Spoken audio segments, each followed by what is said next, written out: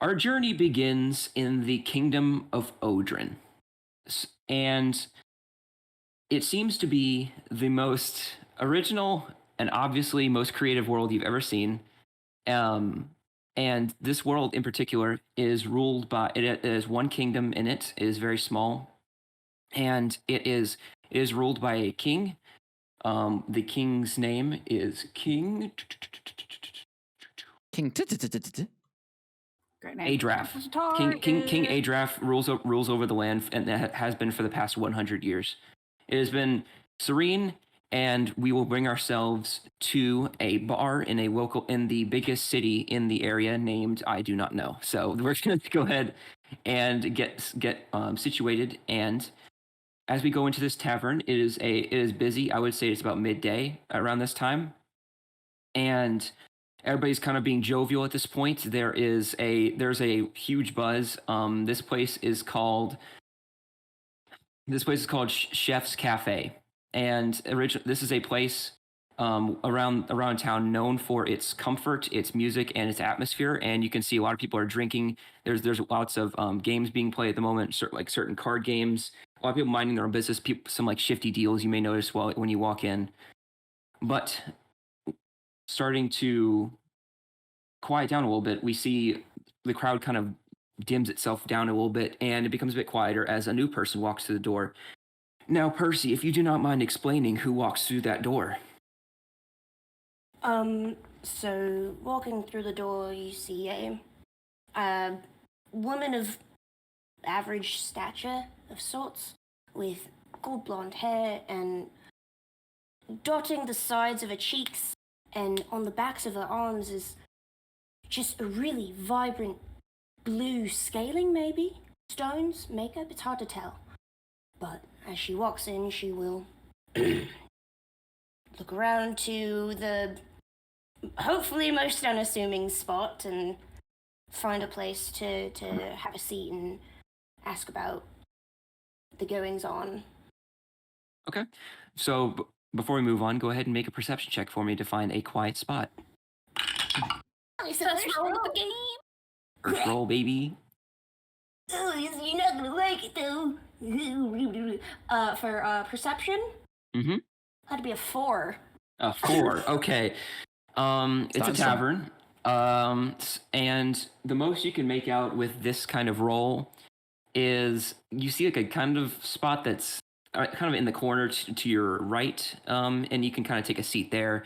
It seems pretty unassuming, and you can see behind the bar there is what looks to be a goblin, kind of making you see it kind of making food and pouring drinks, and you can see he's kind of like on like a stepping stool over there, and you're able to quaintly walk around as the crowd kind of continues its jovial nature, and you go and sit down basically in the corner. Okay. Cool. Now, after I would say maybe about 10 minutes after you walked in and kind of are enjoying your drinks and kind of settling into the atmosphere, you see 2 people walk in. Now, Millie and Charlie, please explain who walks through that door. Whoever would like to go first, be my guest. I'll go first. All right, so walking in next to Millie's character is a 6'2", quite clearly wood elf. Obviously, so from his light copper hue skin with his long brown hair, tied up in a ponytail with a couple of strands, what's the word that I suddenly can't remember after being up for too long? Braids going down the side of his face. There you go. People can make assumptions quite quickly on the nature of this elven male by how he walks into the room. Very much broad shoulders, upright stance. The look about him as if he owns the place, even though he's never been in this tavern before. Quite clearly as well is the large longbow, which even being 6'2", can still clearly see it going above his shoulders and coming below his waist. To which, as your eyes go below his waist, you see 2 short swords. And as he walks in, he scans the room, and looks down to his companion to see where she would like to sit.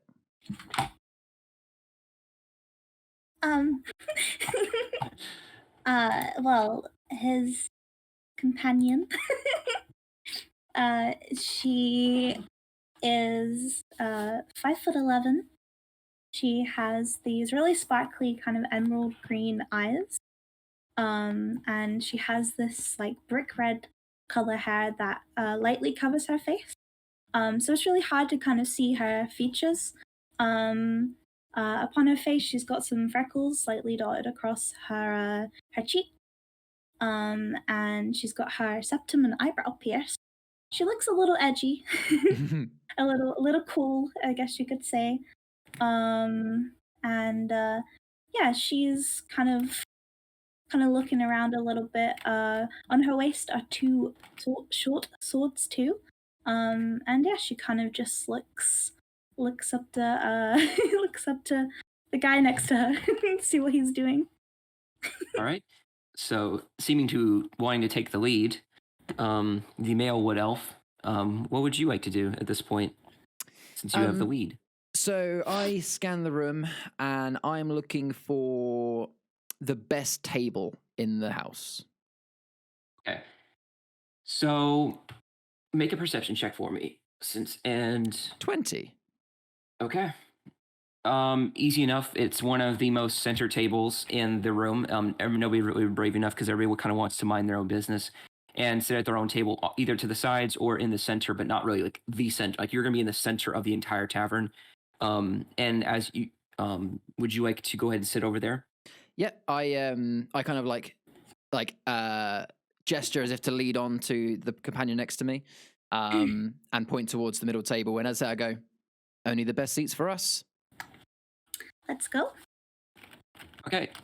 Just so you guys know, as just a note, while you guys walk in, you see the goblin, who seems to be the barkeep and kind of food maker.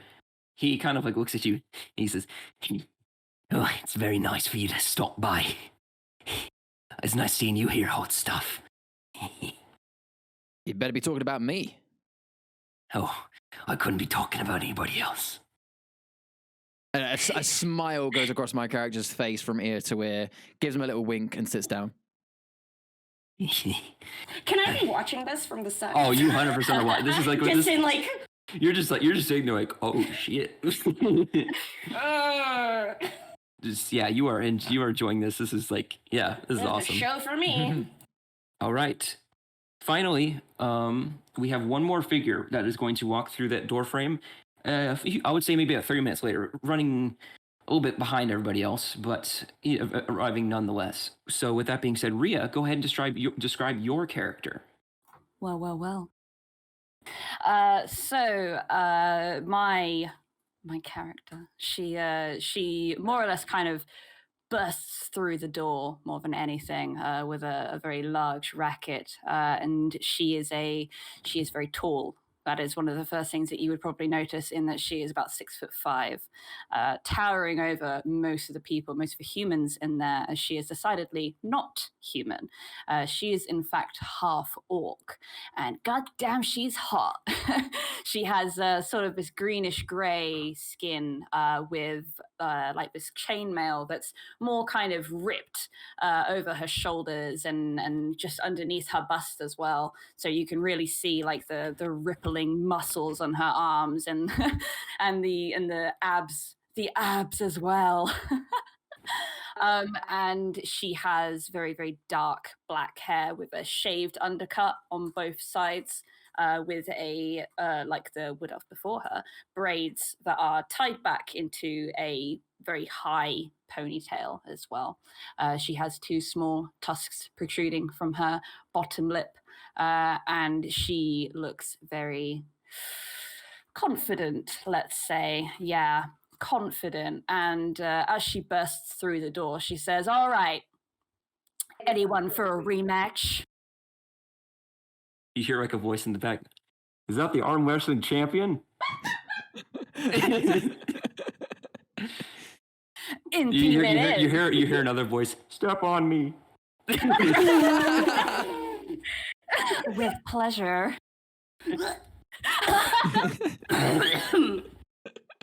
Oh, that's how we're Alright, starting this, hey. are we? Horny bonk.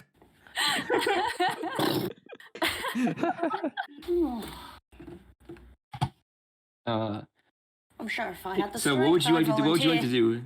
do? Oh, you want to volunteer? No, absolutely not.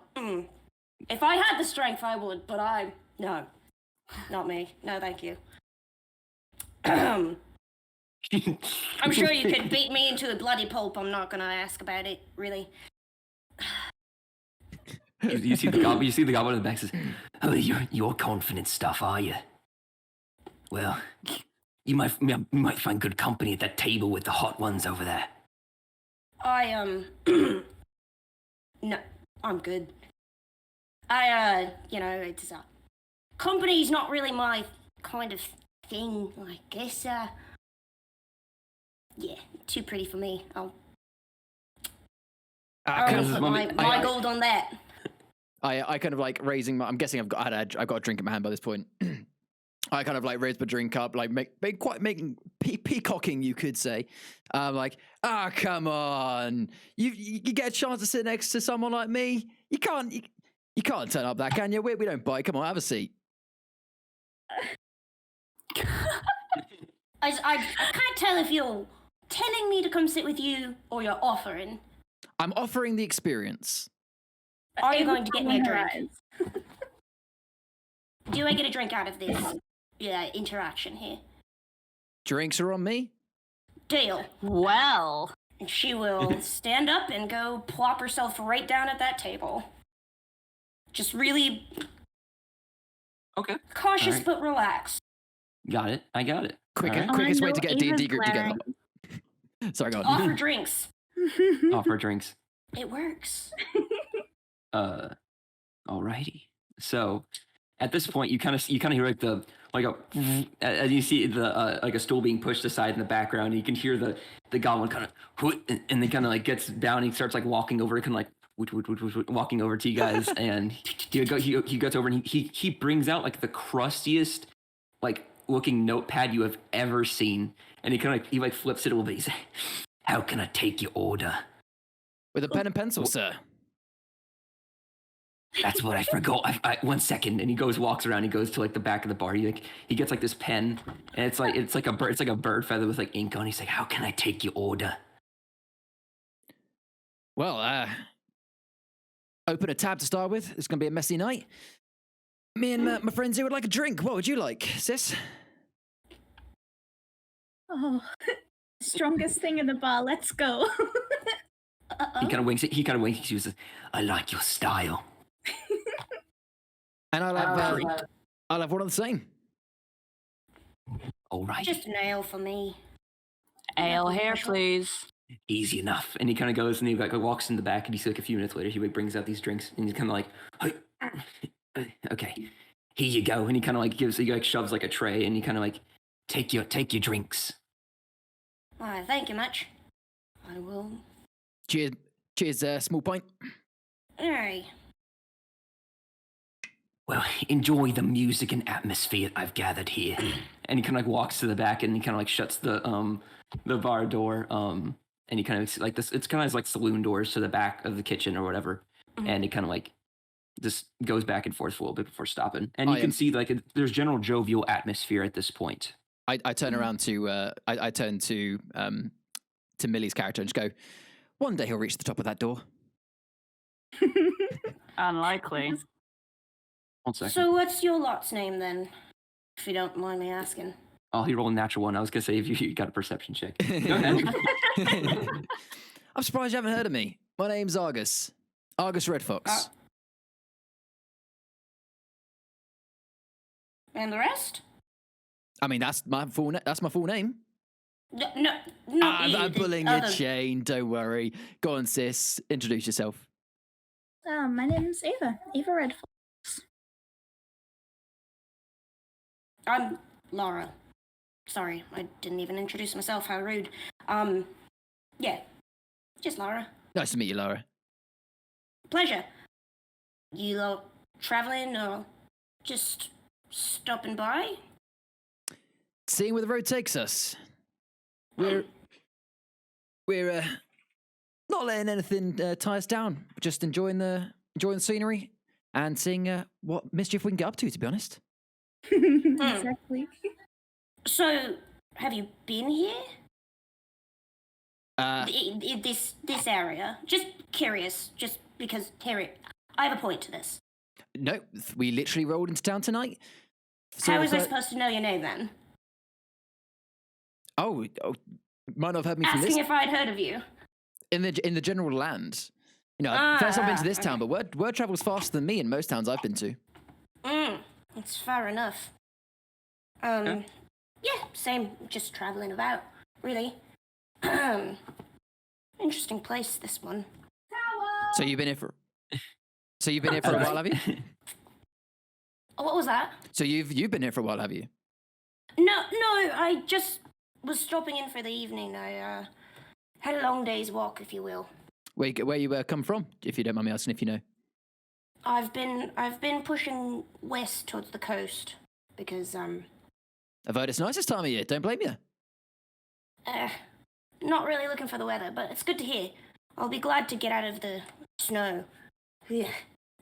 I don't blame my you. Taste. Not mine either. As you guys kind of like wrap up this weather conversation, you can see the half the half orc kind of like walking over to your table and just kind of like walking up to your table as you're kind of talking about the West Coast and everything. Yeah, I'm going to kind of slam my fist down on the table like, Oh my. anybody want an arm wrestling match? Oh, yeah. I'll just look like a good fight, yeah? How about this? Beat me in an arm wrestling match, and I'll pay for your drinks all night. You can join our tab. Honey, you don't even know who you're talking to. If I beat you, you No, take I over the don't. tab. How about that? Sounds like a plan. Prepare to lose all of your money. Oh, Alrighty, so go ahead and both of you roll strength checks, and we'll see who rolls higher. I mean, I see this as a win-win. I was paying for the tab anyway. Let's go.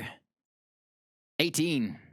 Wait, that was a strength save. That was a strength save. No, yeah, Oh, strength. shit. Oh, 23. better. Oh, yeah. Okay, so just for reference, Charlie's character rolled a 18 and Rhea rolled a 23. Impressive. Impressive. All right, so with that being said, you guys at this point, you can see the half orc, like very brawny woman, basically like take his arm and then just absolutely just like instantly just like puts his arm down and he's like. I'm looking respectfully. Yeah, Ava's kind of looking up. Go see why. Why'd you have to do that? Well, what can I say? I'm impressed. Let's see if you can drink as well as you can handle that arm. As you say that, Coming on to me?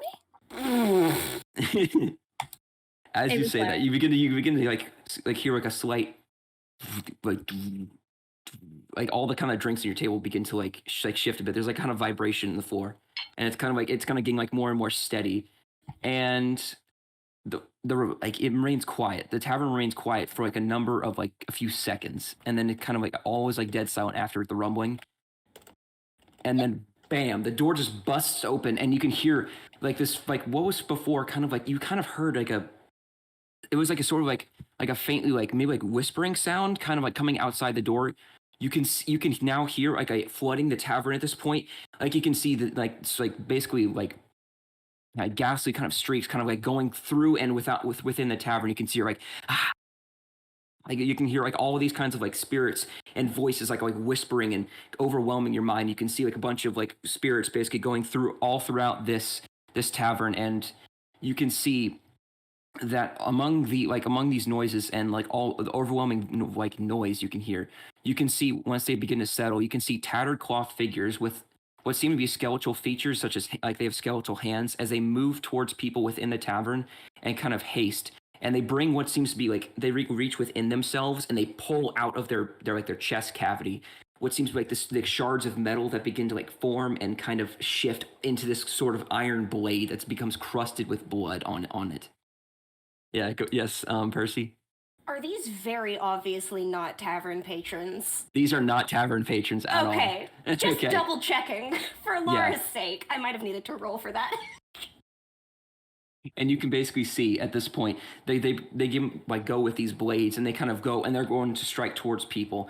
And you can see one of them goes like up and towards your table and begins to like go, and he like goes and outlashes with his sword. And roll initiative. Oh snap! That was quick. Alrighty, with those spirits going and morphing throughout the tavern. I'm sorry, I don't have exact matching pawns for them. But as these creatures begin to fill the tavern, everybody seems to be spread out with fear, and everybody in the tavern is beginning to being slaughtered. And one is approached your table and is about to go ahead and strike at you all. So with that being said, go ahead and let me know initiative order. 25 people who rolled 25 through 20. Me. Okay, so that I rolled a 21. All right, so that is you. Okay, 21. Then from 20 to 15. I got a 19. Very nice. I like it. I got 17. 17. Okay. So wait, Strong rolls. Charles, you said 15 or 9? What did you say? I was 19, and then Bunny's behind me with 17. Okay. All right. Gotcha. And then 15 to 10. Okay. 10 to 5. 7. 5 to 1. I No, got that's all 7. of us. That's all of us. What'd she get? 7. 7. Okay. Sorry, 7. I did that British thing, where no one other than Brits know what I'm talking about. 7. Okay. And the creatures rolled a. Okay. Gotcha. I have 5. Interesting. Okay. All right. So. Can I just say that because my initiative is so low, it's because I'm just so focused on my ale. I'm just Drowning enjoying in it it. so much. I'm just like, I can see that there's a fight going on, but frankly, it can wait. Okay, I've got to finish my drink. Exactly. There's like, see, everybody has gotten up now, and there's like 4 cups of drink just laying here waiting to be stolen. So Okay. I'm So just going to be first up. finishing them. First up, Laura. Percy, you go first. Okay. You are this dice right here for a reminder. Got it. And then that little guy right next to me. All is these a little all You're these blue. guys are enemies. The white disgusting. the white cardboard pieces. Disgusting. Just to be clear for the recording, and because you told us when some of us weren't here, so the blue dice is Lara, so Percy. Laura, this Green one That's is me, baby. Rhea, otherwise known. Yeah, you don't know my name yet. We don't know her name. The Rhea's character. Yep. Yep. This one's mine. The kind of the darker orange yellow one, almost goldy, is mine. And then the light orange one is Mildy or Ava. Hello. Alrighty. Now, Hello, Hello. Mr. Obama. Okay.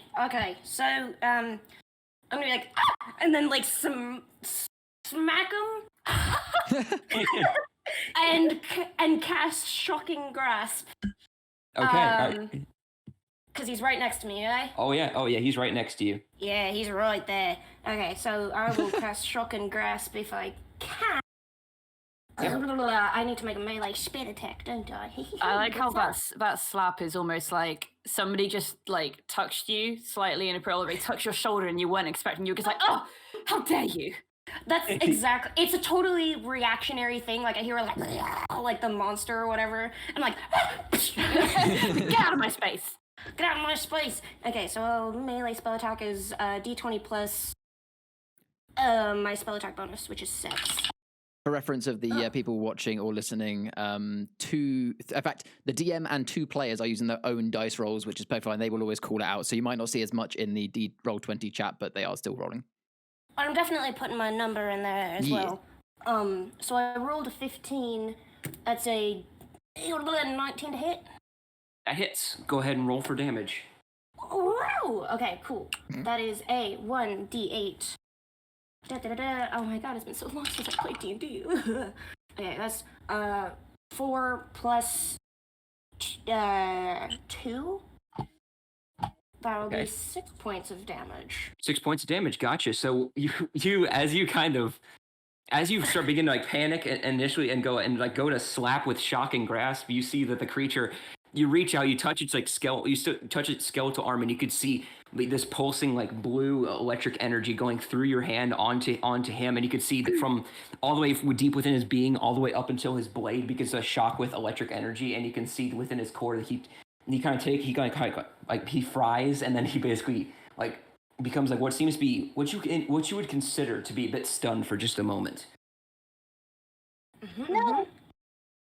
All right. Okay, and then I guess for my bonus action, I'm gonna pull out a knife from the hidden, or like a little dagger from the hidden folds of my many shittily tattered robes. Okay. Like my main robe looks like it was an old magister's robe at some point that was 2 sizes too big. Okay. And it's been torn and sewn and patched over time, and I pull out a dagger out of and take a defensive position. All right. So are you gonna stay where you are? I am gonna back up to kind of like sidle up next to the hot green lady. I'm just kind of like, Okay. I think we've got a situation on our hands, folks. I'm still drinking. I'm just like, yeah, seems like it. Yeah. I'll be 2 minutes. 2 minutes. Okay. And that'll be my turn. All right. Sounds good. Sounds good. Fear. Fear. No fear. The skeleton thing behind me. One fear. So next up, Millie, you're up next. Oh, no, it's me. Oh, it is you. Yes, it is you. Mm-hmm. So I don't mind rolling an acrobatics check for this if you'd like. But like, in the site, kind of the time frame that Lara was reacting and doing their attack, I do quite a gracious. I'm going to attempt to do quite a gracious move. I'm kind of like in the shock of this, this being suddenly appearing. I'm going to kind of jump out of my chair, but kind of like jumping backwards to then so imagine jumping up from your chair. That's obviously going to force the chair backwards, right? Yes. I'm just going to suggest around 3 to 5 feet ish. And then in that motion of jumping back, I land on the chair with my bow out. That's what I want to do. Is that your entire action? No, no, that's just me. That's my movement. That's my I'll movement. be generous. That's I'll be just him generous. being This could be your an movement. elven So go ahead and make an acrobatics check. See how long you stick. 23.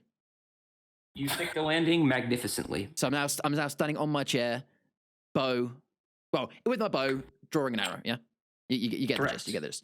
So aiming down. I don't know whether a bar stool is enough to have an advantage, but aiming down at the guy, I fire an arrow without even hesitation, directly aiming at his head. Okay. All right. So go ahead and roll to hit. Do you have anything to make? Because right now you're doing a ranged attack at short distance, so that would be with disadvantage. I mean, I have anything between up to 150. Yeah, I know, but you're still using a ranged weapon up like 5 feet away from an enemy, so that's still going to be a. Even though I went 5 feet back.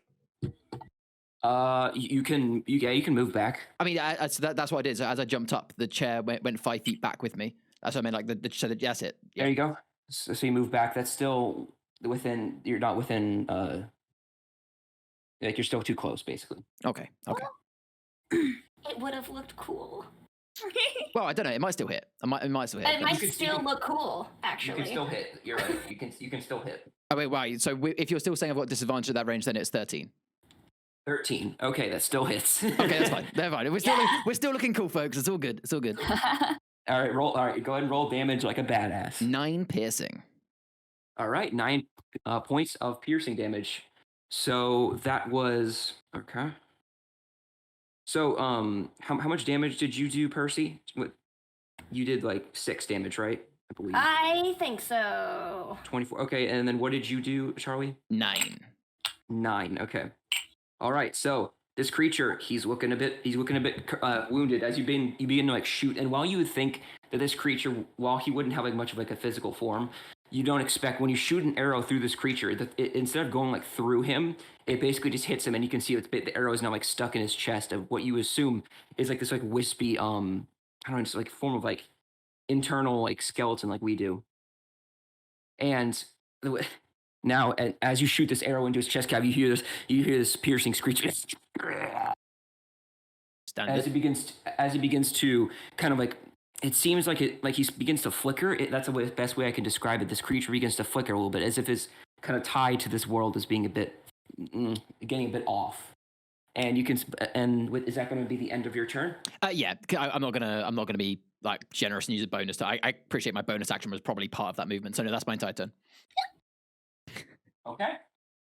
So next up, I believe we have Bunny. It is your turn. Yeah, it's me. Where am I right now? Am I like? You're right there. You were definitely within melee range. Yeah. Am I like by a table or anything? Yep, you're sitting at a table. Okay. How do I make this look cool? I gotta look cool in front of my friends. I gotta look cool. Look cool in front of the hot people at the table. Yeah, exactly. Not my brother though. Yeah. Sweet home Alabama. So yeah, Ava's gonna. I almost said Allura then. Ava's gonna kind of take the little thingy sword out of her like waist, and she's gonna slide across the table and stab. All right, go ahead and roll the hit.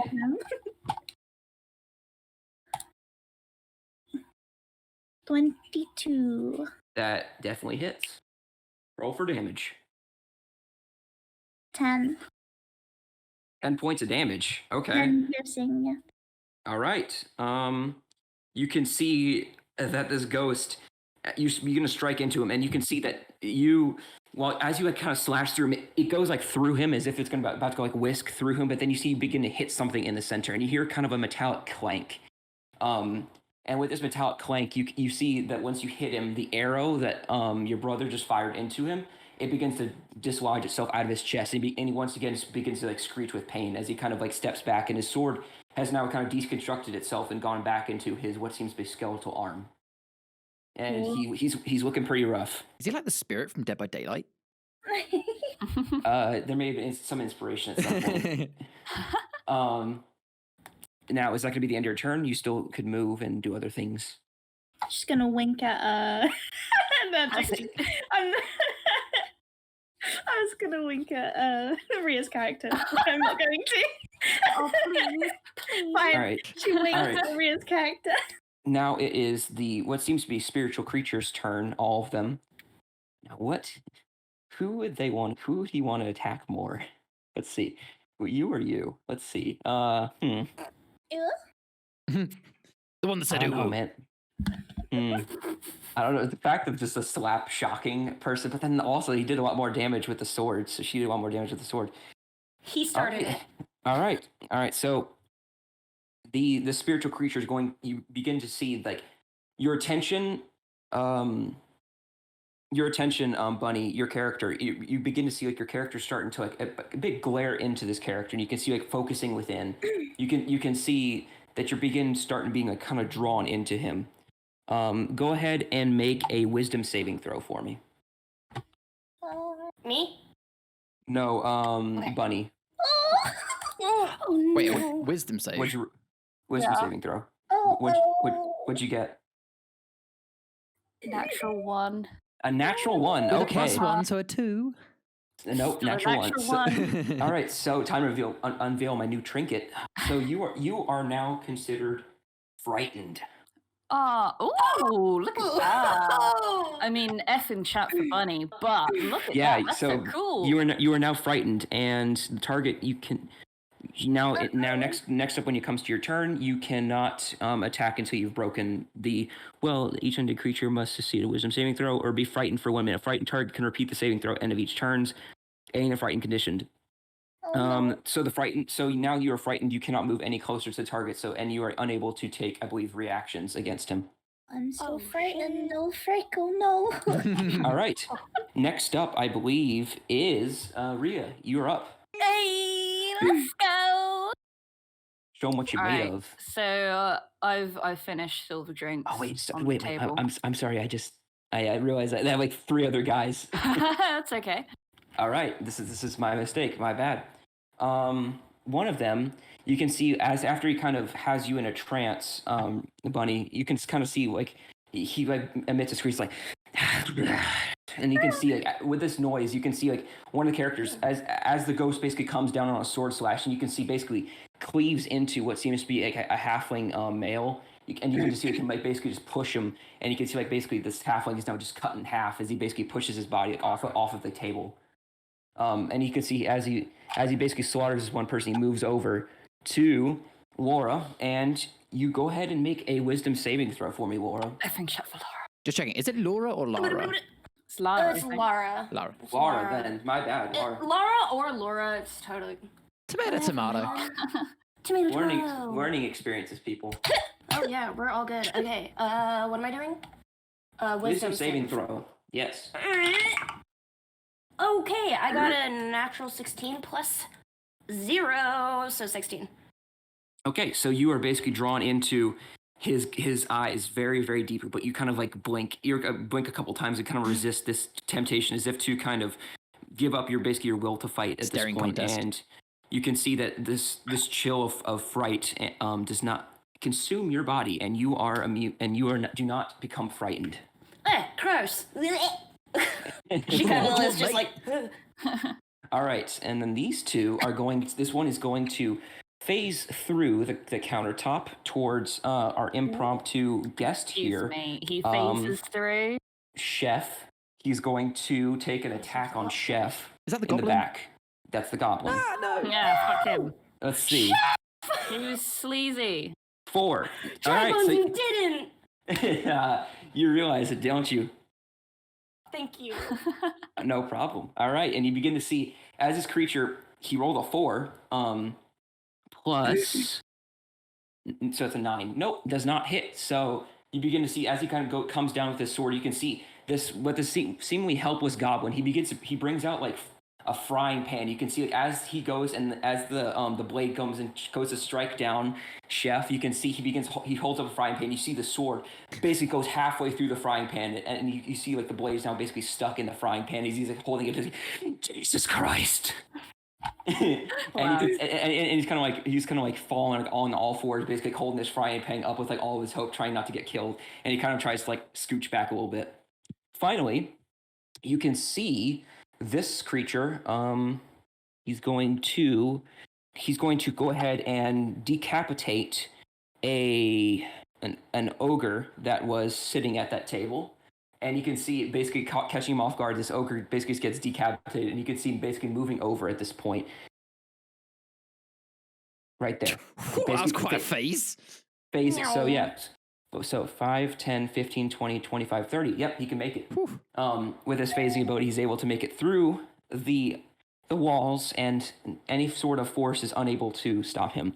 So with this, you are going to... He's going to go and hit you with a withering touch. So let's go ahead and see if that hits. Go on, give me a withering touch. 24. Touch me with your wither. Oh, 24. 20. Yeah, 100% You're hits. gonna wither me. All right, so with the 24, I need more dice. Wow. 1 second. Never thought I'd hear that.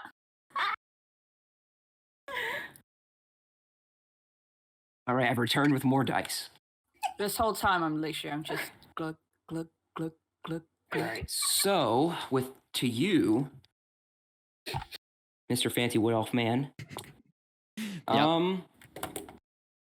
15 points of slashing damage. 15? Dude, you got a beefy roll. You rolled with 2d6. With 2d6, you got a 5 and a 6. Any reaction? It was a proper like office look at the camera moment. Who's like, "Excuse me."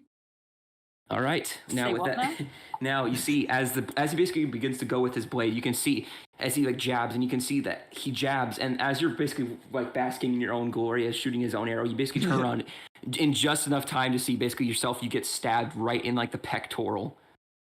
and you basically you can see like this blade gets basically jabbed right through your chest, and you can basically like can I see it through my chest? Like, oh shit.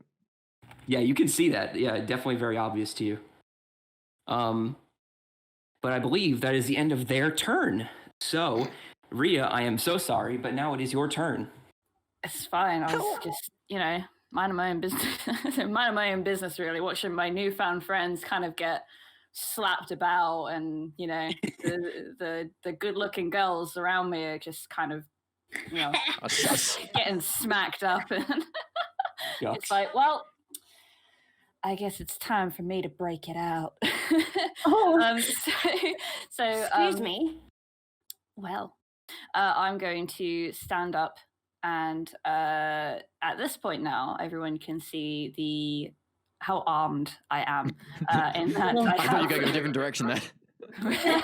How buff I am. My titties.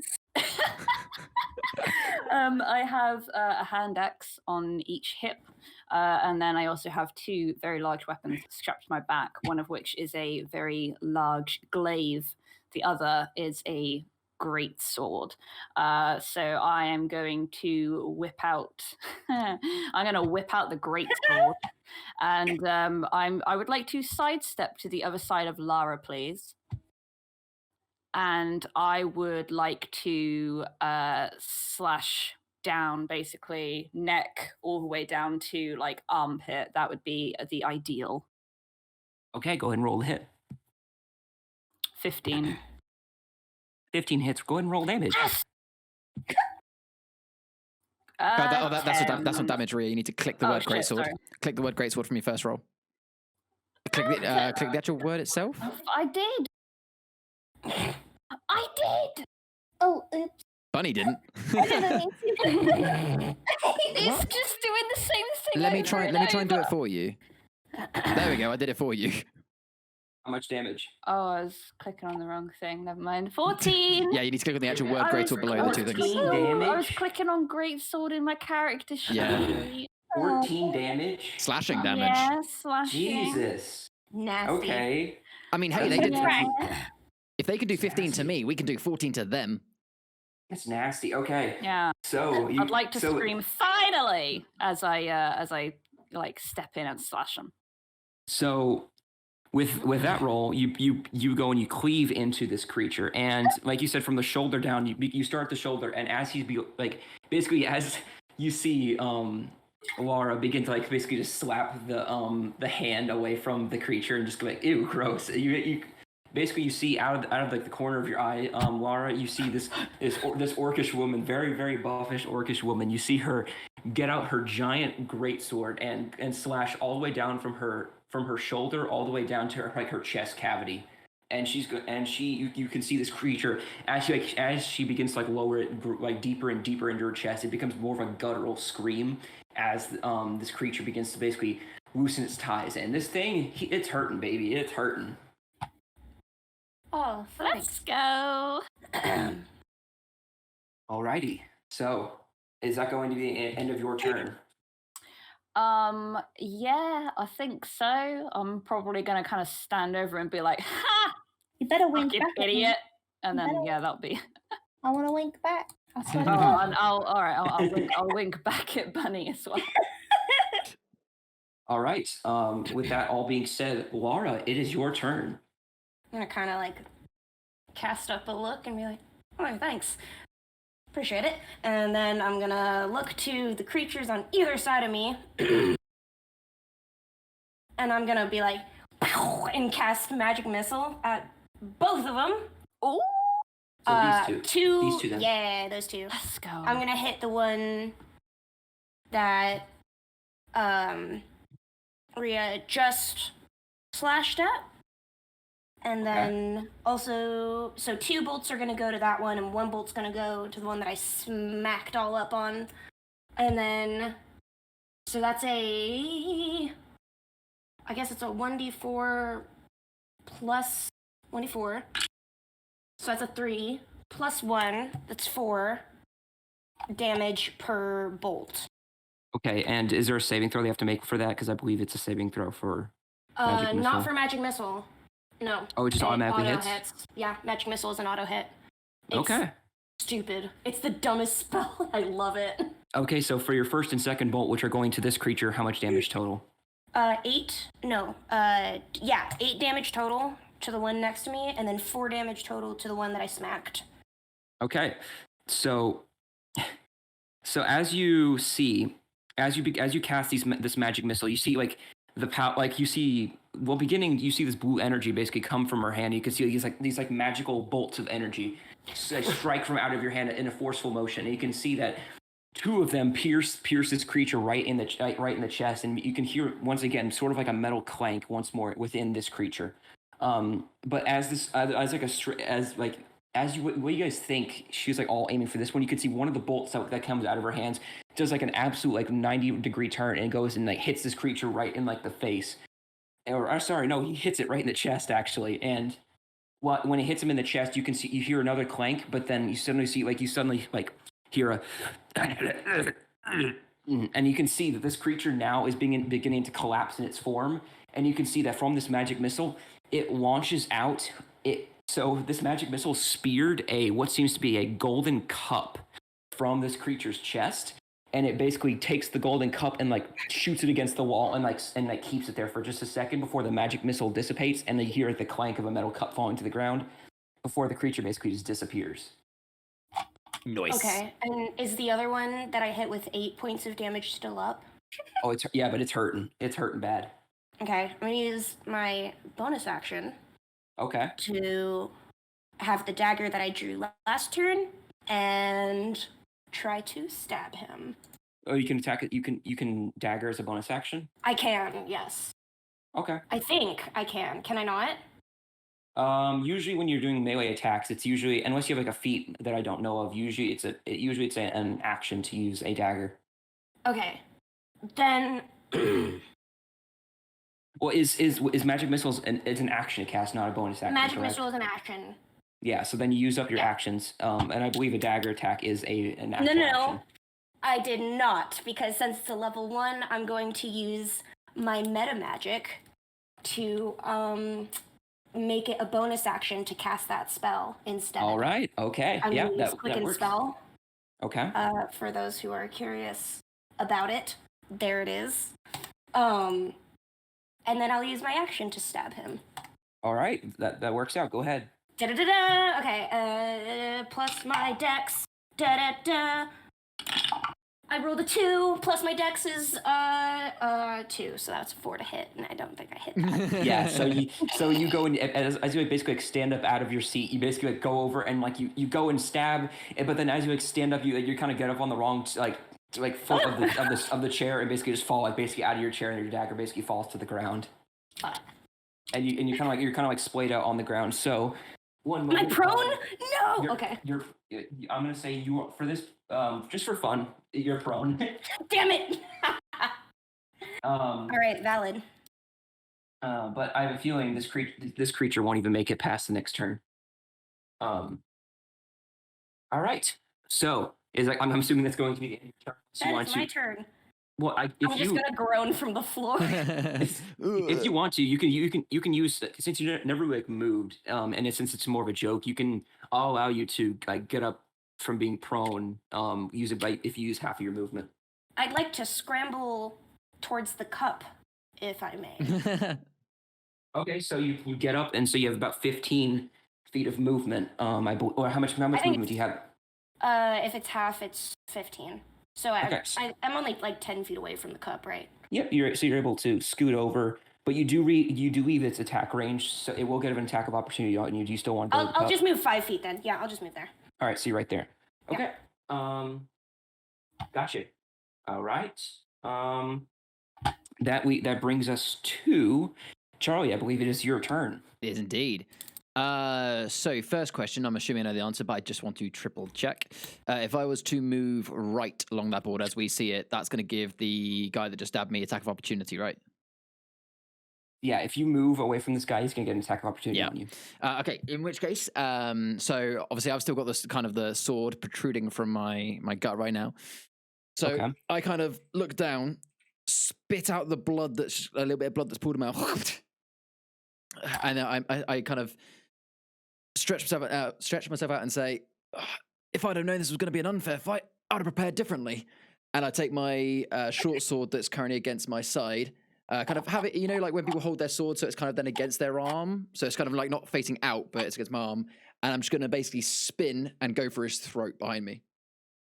Okay. So it's a one-handed short sword attack with a bit of spin for flair. By the way, since that creature did die, Millie, you are no longer frightened. Yay! Since there's no creature frightening you. So interesting to know that it is 1-to-1. Just like a channel thing, I guess. But yep. So go ahead and make an attack roll with your weapon, Charlie. Ooh, 21. That hits. Go ahead and roll damage. 8 + 1 piercing. So 9 8 for plus those 1 that can't piercing. do math. Okay, so 9 points of damage. Okay, so you basically go and you turn what seems to be a very sticky situation. You get your, I believe you said was it a dagger attack or It's a short sword that or it's a short sword. like Okay, an elven short sword. So one that's kind of like think of like a nice curved elven short sword. Okay, so you unveil your very like honestly lavish looking elven short sword. Yep. And with its golden details on the hilt, and you kind of see like an elven like rune on the blade of it. You do a slash, and you jab it right into the creature, and you can hear honestly a sort of a splintering noise as if there's like wood inside the creature. And I believe and it screeches out in pain, and like as you basically, and it release it, like the blade basically dematerializes, and there's no longer like a blade in your chest, so you're starting to like bleed out a little bit. And with that, now that I'm facing him, can I use a bit more of my turn to take 5 feet backwards? That would take you out of his range, so you would get an attack of opportunity. Even though I'm facing him? Yes. In which case I won't move. All right. So, and then that is going to be Bunny. I believe it is your character's turn. Okay, well, considering she was frightened, and obviously she's no longer frightened, Ava's kind of gonna like shake herself off a little bit, like what the frick was that? Yeah, kind of like and she sees that her brother has just marked that guy. Also has a sword wound. Yeah, and in pain, and she's gonna go up to basically run up to the monster that her brother is near and just attacked, and is basically gonna try and like slash at him. Okay. It's like, so this is gonna be interesting because you don't have line of sight. All you basically saw was your brother basically just like you saw a sword go like through his chest and from like the back, like you're basically looking at his back, and you suspect there's obviously a creature over there that did that, but you don't exactly know 100% what happened because of your line of sight. But if you move here and you go ahead and make a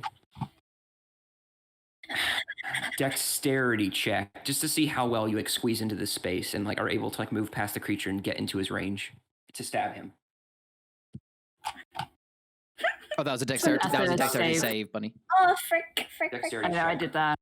Where? So click on where the numbers are on the left. 23. Even better. Nice. All right. So yeah, you're able to basically just squeeze through, very nimble, and able to get behind him. And with that, since he is not focused on you, you get advantage on the attack, and I believe you also get sneak attack damage with that. Indeed. So go for your level. You get 2d6 extra sneak attack damage if you hit. So go ahead and roll the hit, and you get advantage. No. You get advantage. Oh wait, I do. So you got 21. Oh, 21. All right, 21 definitely hits. Go ahead and roll Wait, damage. Can I just make a point? Did you give an advantage roll for a damage? Yeah. Don't forget you get the extra 1d6, Bunny. 2d6. No, she gets 2d6. So go ahead and roll damage, and then you get an extra 2d6 to your damage. So 5 piercing. Oh, snap. Oh, nice. Holy shit. How much? She got a double 6, so 12. Yeah, so 17 damage total. 17. That shit right. dead. Don't touch my brother, bitch. Yeah. So and as you basically go and stab him, you go and you reel back and sneak by him and very stealthily are able to get around him, and then you stab him right in the back. And as you can see, its fade begins to form a little bit, and it does screech, and you do feel like you just hit wood, but it's still standing, just barely. Good job, sis. Just sneeze on him. All right, it is looking pretty rough at this point. And with is that going to be the end of your turn? I believe you still have a bonus action if you want to do that. Bonus action? If you have anything to do with that. No. Okay. So that's going to be the end of your turn then, I believe? Yes, sir. Okay. So that brings us to the ghosts at this point. So the ghosts, after being stabbed in the back, is not going to target the bow and arrow man who just tried to kill him. He is going to try and attack the other person that just stabbed them in the back. So he is going to roll to hit and is going to attack you with his sword. That is a natural 3 so it's 8 total. It doesn't hit. All right, so easy enough. So you basically, this creature goes, and you can see as he begins to go wide with his swing, you can see him as he turns around, he's going to make an arcing motion with his hand, as if he's kind of going out and just going like make a sweep with his hand.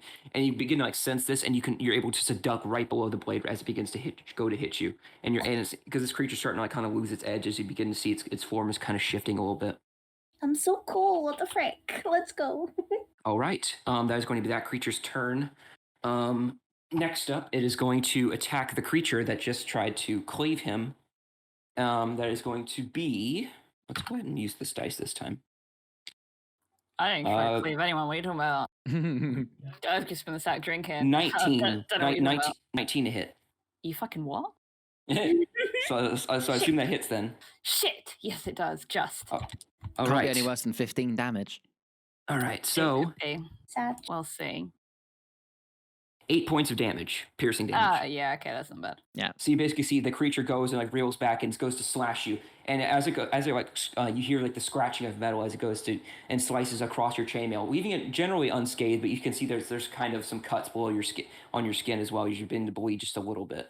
And yeah, that's what I say. And then we basically cut to the creature now that's at the bar. Chef, he's going to the creature's going to take another sword attack. Actually, he's going to go ahead and try and frighten him. So that's going to be a spell DC save for Chef, and that's going to be an 11. He does not save. All right, so Chef, you can see this creature basically looks at me and say, "What the fuck are you?" And as this begins to happen, you can see this. He's like, "Oh, what the fuck?" And then you can see he's now frightened as well. As this creature ceases its attacks, but the creature's now basically very frightening this barkeep at this point. But he's going to try and hit it with his frying pan, though. Chef. Got the chef. That's another 9 for a 13, which just hits. Yes. Nice. Actually, no, an 11. So no, never mind. But it does hit, but it's not just barely. It does hit. That's going to be. Go, Chef. Ooh. 13 points of bludgeoning damage when he hits him with his frying pan. So you can see as this creature basically goes and with his split frying pan, he basically takes it, spins it in one hand, and he just cleaves. He clocks back like a baseball player getting ready to hit a baseball, and he just whacks the hell out of this creature. And you can see that parts of his bone basically go and shatter across the barkeep, and you can see the parts of his body start to scatter all around. And he does take 13 points of damage. Jesus, Chef. That is one. Nice. Let's go, Chef. It's like a cast iron frying pan. So that's going to be. That's a proper. All right. Yeah, that's a skillet. That is every creature has now gone. We are now at Rhea. It is your turn once more. Hi, it's me. Yeah, boy. Can I ask what the little ghosty critter thing in front of me is looking like in terms of how beat up is it? It's looking pretty rough. Every once in a while, it seems to jitter with its as if it's kind of barely holding on at this point. Okay. You have the feeling that it's close enough to death that you could easily kill it. All right, sweet. Cool. No doubt. Yeah, I am going to. I mean, I'm still holding my greatsword. So it's slashing. So yeah, I'm going to raise my greatsword up above my head. And I am going to basically just swing it straight down with the intent of splitting it in half. All right, easy enough. Go ahead and roll. I got 16. That hits. Roll damage. I got 14. That hit definitely killed him. Yep. So you basically see, and you go, and as you like make like a splitting motion down the middle, you go and you can see, and you go and you hear the tink for a slight moment when you're like going down. It's like its ghostly visage, and as it like you begin to hear this like slight metal like tink, you basically tear through it and just absolutely like, split it in half. And you can see that as the ghost form dissipates, you can see a candelabra falls out of the creature and it is split in half. Nice. So split in half candelabra falls out of the creature. I would like to smile quite a lot and just be like, oh, today's been such a great day. Free drinks. Yeah. I won an arm wrestling match. I killed some shit. God, I'm happy. All right, that brings us back to Lara. It is up to you. You are so you cannot right now. You just so you guys know this like brown piece right there. That is a doorway. So you have to go through here to get into the next room. So you guys wouldn't be able to see what Chef is doing right now. I'm just describing it. It's I guess I could see Chef. Like correct me if I'm wrong. I could see Chef, but not you the can enemy. see Chef. Yes, I could see Chef with a frying pan. You see him at the corner of your eye. You see him just beat the hell out of this ghost with a frying pan. Okay, what I'd like to do, I think, is, like, tear a piece off of extra cloth or robe or whatever I have to wrap around the cup on the floor so I could pick it up. Okay, you walk over and are able to pick it up? Yeah, but I'm not touching it with my skin because... Okay. Lara does magic shit. She doesn't. It's very shiny. It's very beat up. It's bent in. What seem to be jewels that were on it kind of fell out and are kind of chipped. But you're able to pick it up with cloth or just put it in whatever kind of bag you have at the moment. Cool. Okay, and then I can see on the other side of the room, obviously the debacle. That the two just barely. You see once again. You see what seems to be the man you just met. He just got stabbed like through the chest. So you're able to barely see the sword that like went through him. So you know something's going on over there. It's not good. Okay. I will kind of scoot so I can see him a little bit. Okay. So you use 5 feet of movement. So 10, 15, and then you can see him there. Kind of like peer around you, Arius, and I'll kind of watch your head, and I'll shoot another magic missile at him. All right, so are all three of them going to go to that creature? Indeed. I hope you have a good roll, otherwise the back of my head's going to get stung. Yeah, no problem. I'm sure I can. The creature's looking very hurt, by the way, so you're confident you can get him.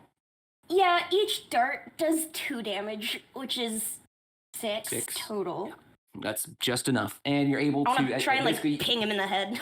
And you can see basically as the magic missiles like source of blue energy like go through your hands, you're able to be quiet and just focus for just a moment, and you see 3 arcing like blasts of arcane energy go just like streaking through the air with this beat like noise sort of, and it kind of breaks the almost silence of like all like the fighting going on, and you can see going. Just so you know, I think we. Charlie, your character, like you see like this arcing energy go around your head and then it basically goes like it like curves and then goes immediately straight like right after him, and then you can see it goes like right into like where his face would be and like just goes right through it, and the creature, and you see a combo of a silver and wooden stool falls out of the creature and basically just lands as if it was just like a chair with silver. It's got replaced by a chair. With silver detailings, yes. It's almost as if he got warped into a chair, but then the creature just You see you hear a doom doom, and then it's like a stool drops on the ground. Then you see like the creature. Can my first reaction, like with my short swords in hand, just to kind of like with the sword, just tip the chair over, just to see like, is this him? I'm gonna be like, careful, don't touch, careful. I just touch it just with my short sword, just knock it over. Okay. You I poke just it. call out from behind you. You poke it. It tips over. That's Is that going to be the end turn. end of your turn, Laura?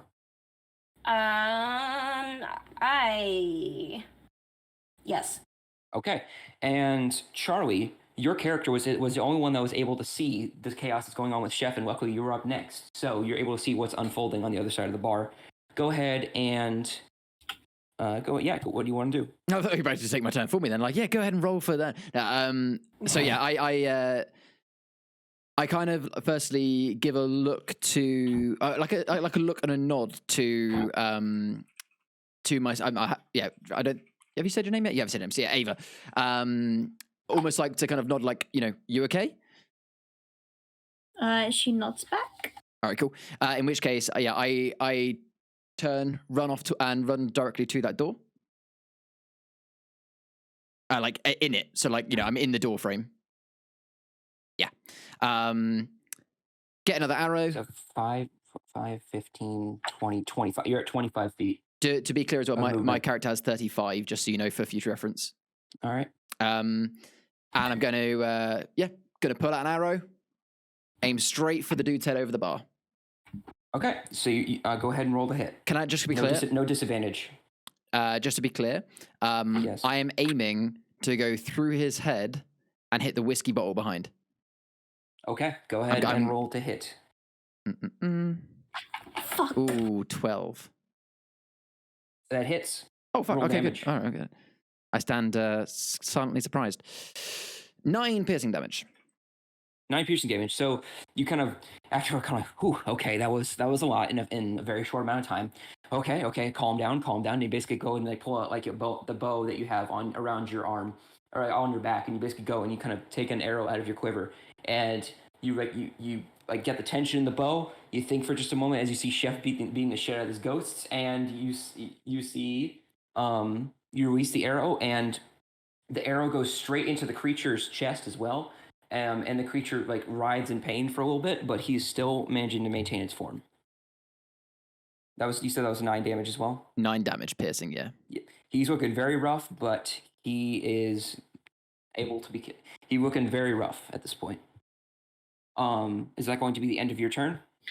You said I've moved 25, right? Yes. I'm going to move the last 10 feet in and to the right, just so that I don't, my fat ass isn't blocking the door. All right, so there you go. You're kind of to the right of the doorway. Yeah. And you said, and that's gonna be the end of your turn. Yeah, I don't have anything else I can do. I just got my wine everywhere. Give me a second. No worries, Bunny. Okay. Yeah, I don't have any bonus actions that I can do, so yeah, I will end my turn there. Okay. Since one of our players spilled the wine, we're gonna go and take the ghost's turn first, which I assume Millie will not mind. So the ghost is gonna go ahead, and since his failure to try and spook Chef barely made it, he's going to go ahead and strike at him with his sword again. That is a 10. Does not hit Chef. Once again, Chef manages to block this hit with a frying pan, but this time with a flat edge. And so he's basically able to, like, and this frying pan is, and you see like this giant dent now forms basically on this frying pan, and it's like stays there. And you can, if this was a real sword, it'd be now stuck in the frying pan, but it's able to like dematerialize. It basically like the ghost like reels back and just kind of is taken aback by the strength of this goblin apparently. And then finally we have Rhea. I believe is your turn next. Well. Let's take a look at this map, huh?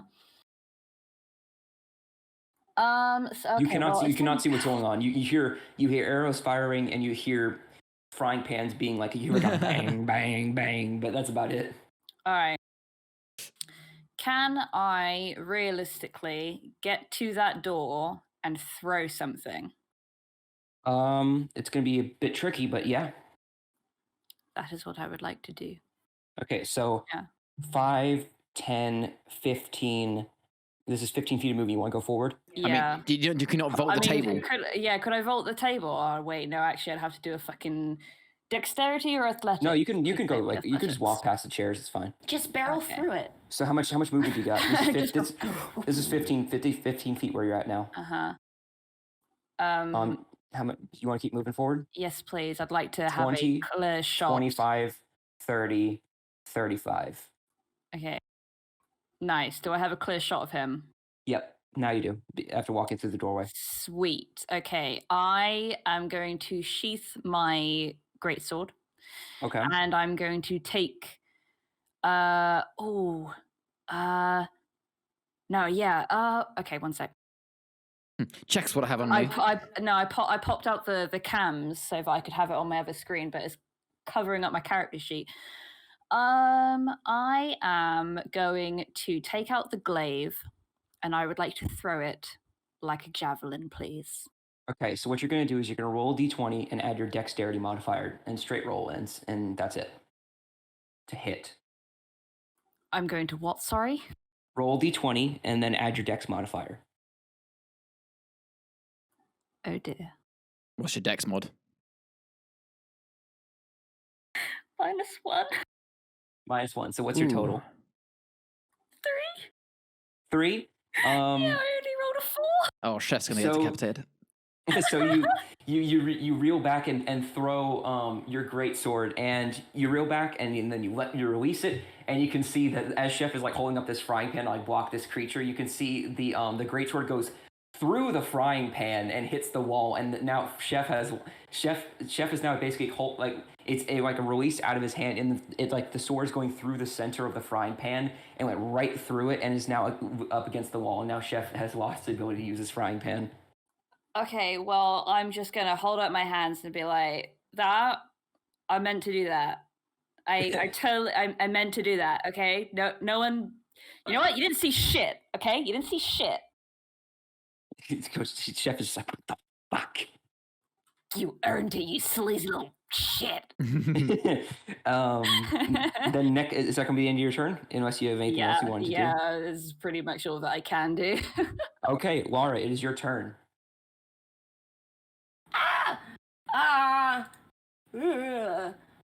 What's going on over there? Okay, I'm gonna like try and scramble over and like peek around these two very tall people.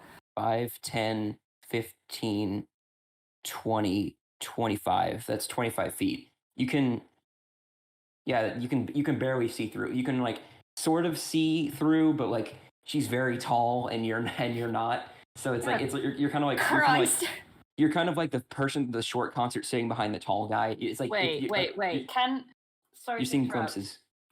Is there any way that I can? I know it's the end of my turn. Is there any way that I can give her some kind of boost on my shoulders or something? You could drop prone, so she can see. On the ground. Duck. What if I? To be honest, even if I crouch, I'm probably going to be too tall. That's okay. You're good.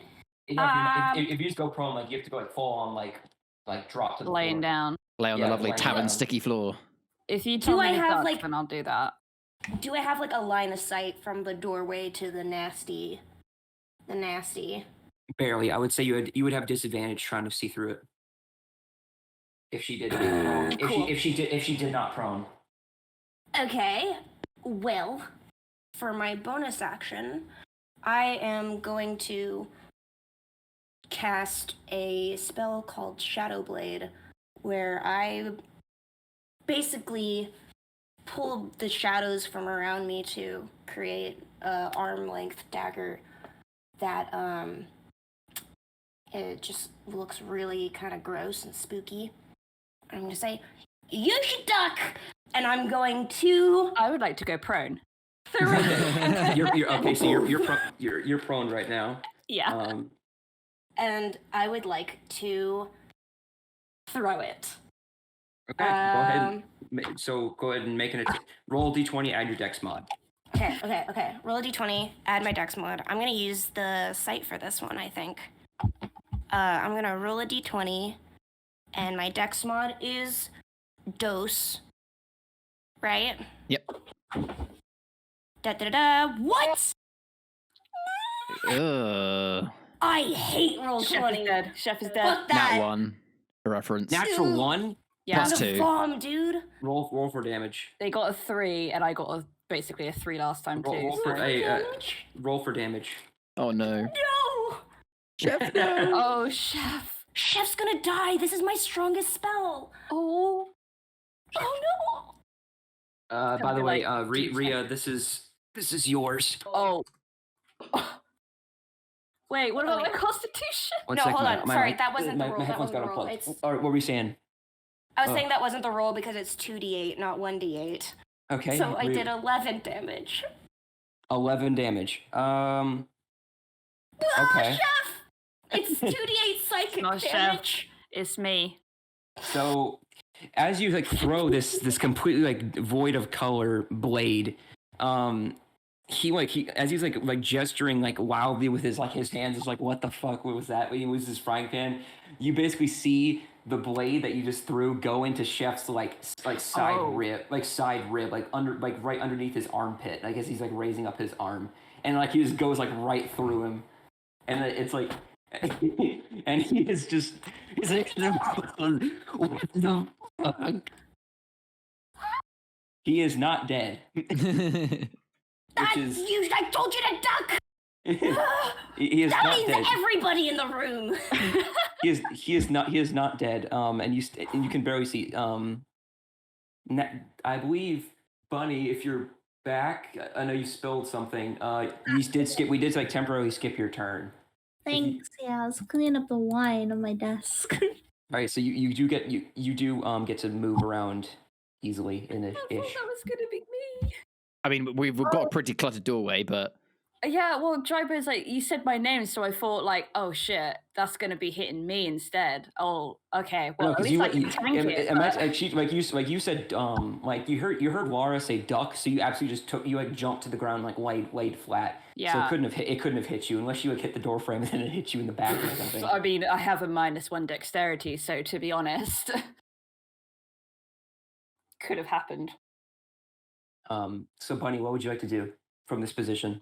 Where am I again? Where? Right there. I'm so far away.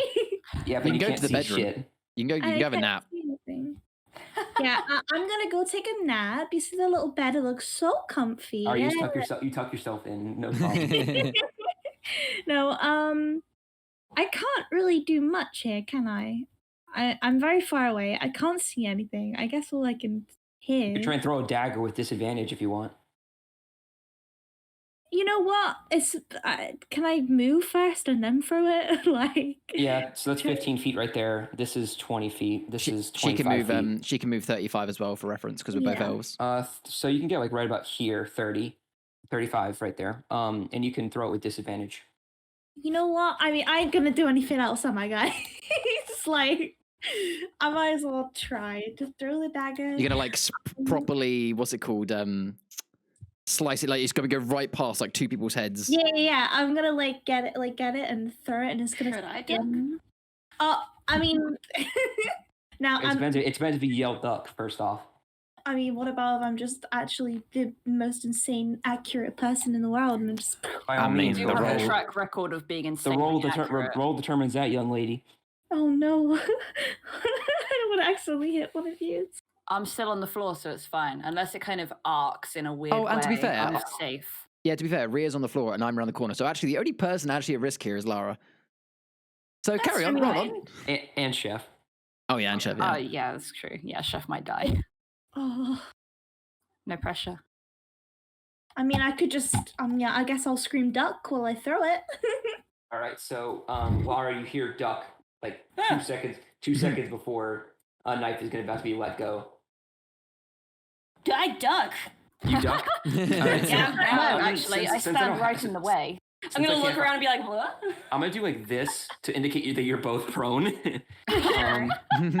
Even though, I mean, you can Prone on sandwich each on top other. of each other if you want. Yeah. Do I kind of I like mean, you can tumble on flatten top? yourself on my back. Yeah, that's fine. Yeah. So you both are prone. Now you have a straight roll. Actually, the creature's engaged with someone, so you do get advantage on this attack. Oh. Pugger, But no. But it's Go so on, roll d20, add your dex mod twice, and take the higher number. Oh, damn. I have to roll a d20. Roll d20, add your dex mod, and then do it again to see which one you do it twice. What now? Okay, Yeah. well, instead of just, okay. Ooh. So, So what's your add dex your mod? dex mod. So that's the A number at the side that's for, so it'll either be like, it could be 4, 5, 3, What? 2. Okay, so then you add 4 twice. So you add 8 to it. that's 17. And then you do that whole thing again, d20, add 8. And then whichever is higher is going to end up being your shot. So it's going to be that last one. So that's 15 plus 8, It hits. which is what, 23? So go ahead and roll for damage, and add plus 2d6. How do I roll for damage again? It's just So just to make it easy, just click your dagger once, Bunny. Like Yeah. forget the roll, but then click the word dagger, 5 and then the 2d6 plus you do 2d6. normally. and 1 plus 2d6. Boom, boom, boom, boom. 10. 15. 15. Damn. 15. So you throw the dagger, Nice. and it goes right through the creature's hand and goes right into his face, and he basically falls over and Millie always saves the day. Millie's got some disappears. insane rolls. and on the bright side, he's no longer frightened. He's just grievously injured. That's Chef. all right. And so now you guys are able to stand up, not prone. You lose half your movement, but it doesn't matter anymore. Yay! I'm gonna dust myself off and be like, sorry. Honestly, it's fine. All right, so now the tavern's pretty quiet. A lot of the patrons got murdered, and one of them is a goblin who got impaled sideways. He's not dead. He's just pinned to the wall with a sword through his Can someone let me down? going like through his Spider-Man rib number cage. 1 movie kind of shit right there. Just kind of hanging there like. Oh. Yeah, so he's just kind of sitting there. A chef? He's just chilling. Yes, Chef is pinned against the wall with the sword going. Oh no, through. the shadow blade disappears after it hits its target. Okay, so it went After through it, him like, and leaves- it disappears. So you see like Chef just basically just fall over. What if that was the thing that was keeping him alive? Now he's just gonna die of blood loss. Yeah, so now you see like Chef basically just like falls down behind the counter. F. Do I have any? I don't know if I have. He's not. I mean, you can potions. still hear him like gurgling, so he's not like dead. Can I run over in my panic and be like, I'm sorry, and try to like stabilize Yeah, him? so you go and you run around the bar and to the other side and you apologize to this goblin who's bleeding out. Can I stabilize him? Roll a medicine check. It's not gonna be good. Damn, that's got a smart. Ooh, I got a 10. Da da da. So total. Total. If one of you guys wants to help her, you can. By the way. Oh, I can help. That's Well, not tail. Yeah, I'll come and help. Okay, so Oh, you actually, get Millie will. then you get to do it again, Laura, with advantage. Oh no, it was Millie I who went didn't over. need to Wrong click. dice. It Oh was- wait, so am I doing it or are you Yeah, doing you're it? doing it, Rhea. Either one, both of you can do it individually, or one person can do it with advantage. Well, I got a 16. Rhea's doing it. Millie misclicked. So Laura, you kind of like try and like get like more cloth that you have, just kind of trying to bandage him. Kind of like It's- stuffing it into his wound. It's not working. You're not. This isn't really your thing. You're just kind of apologizing and putting stuff and bandaging on someone who's bleeding to death. But Using napkins. you see this half orc and female woman come over, and you see like she's like, "What the fuck are you doing?" And just kind of like takes the bandage from you, just like wraps it like around her wound. kind of Trust thing. me, I've been impaled so many times. I know exactly what I'm doing. And you can see Chef basically you at this now? point. He kind of I just like wouldn't mind that. He kind of just passes out from blood loss, but the bleeding is mostly stopped. But he has a pulse. He's fine. See, you'll be fine. Stop making such a pig's ear out of it, God. He's incapacitated. I don't care. Oh, I'm gonna dig out the cup wrapped in the cloth. Yeah, just so we know here. So there was a cup here that got picked up. There was a candelabra that split in half that's still on the floor right there, and there's a silver stool, a silver and wooden stool right there. I'm calling it May now. It's I? going to be some Beauty and the Beast shit. May I do Go an ahead. Arcana check on it? Roll a history check. A history check. Yeah. Ah, Can I just say what? rats. Okay. A 9, A I 9? think. I don't know which one's which. Yeah, so, okay, so in roll 20, Percy. It'll always be your first roll. Got If it. you don't have advantage or disadvantage, it is the first number on the left. And if you Okay, have it is the advantage, you first pick the highest number. If you get disadvantage, you have to pick the lowest number. Cool, got it. So Yeah, it's this a is- 9. This isn't the shit you're known for doing. So I mean, it's a cup. The best you can place it. Someone very, very wealthy had this made. That's the best you can know. That's the best you know. Does it look like it would sell for a lot? Yep. It does look like it would sell for a lot. Is there any damage to it? Could I still? It is heavily dented. Could I It is still heavily have the dented. drink out of it? No, there's no drink in it. But I mean, like, there's no holes in it. It could be used to. Well, it has been impaled. So yeah, there is a hole because it's a heavily dented cup. Oh, disappointing. I wrote shitty dented cup. Old shitty dented cup with jewels on it as well. But Oh, it has jewels? Dope. Oh, Okay. encrusted. All right, I'm gonna go and move back into my magical DM chair. I'll be right back. No worries. Oh. I'm just gonna say. I'm just gonna say now, like whilst he's doing that, just to make it like just a bit of admin, as it were. So I'm gonna kind of hold my hand over the wound on my chest and cast Cure Wounds. Whilst doing so, I'm gonna spit out another bit of blood that was still kind of pulled in my mouth. Oh, I wasn't drunk enough for that. And turn to Ava and go, I thought I was the one supposed to be protecting you. Nice job, sis. Is anyone else hurt? Are you guys okay? I've had worse. Okay. I heal myself for 9. What the fuck was that? Well, it's fun, right? You're the one that said you were from here. Was that a local I thing? didn't say I was from here. Is that like a I Friday? said Is I that like a just Friday got night here deal? yesterday.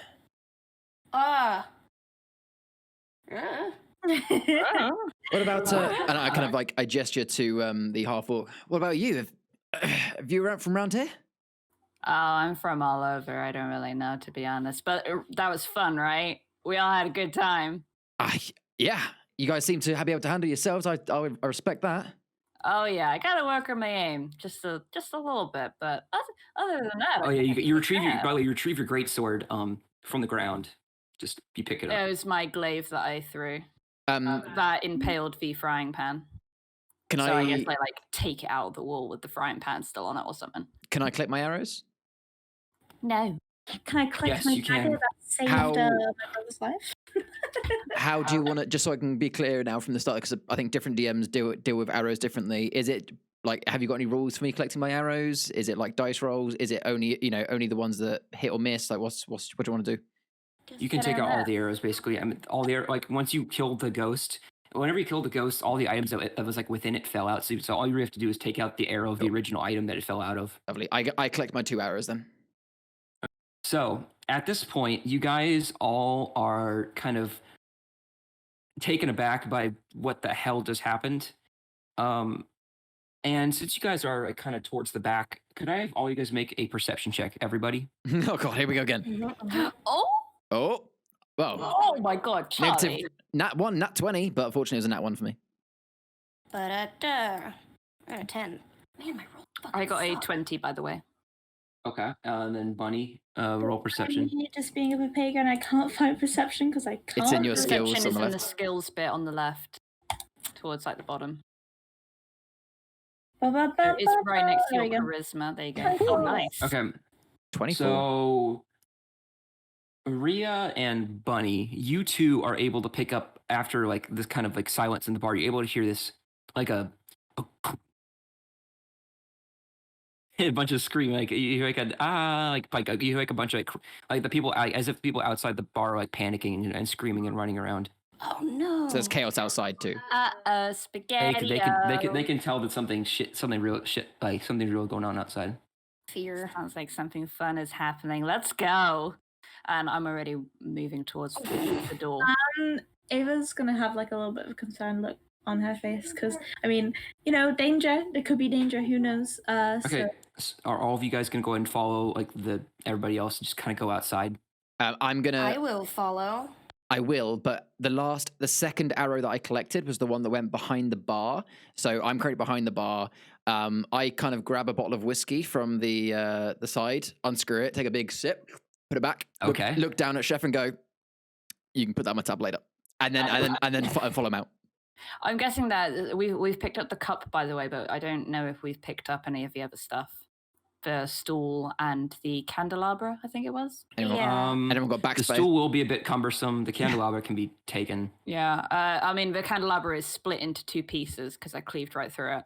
But I mean I'm already out. You know, I'm already at the door, so I just thought I'd bring it up just in case we might come back. Okay, for so it. you guys took the stuff except the stool, which would be a bit hard to carry around, but Yeah.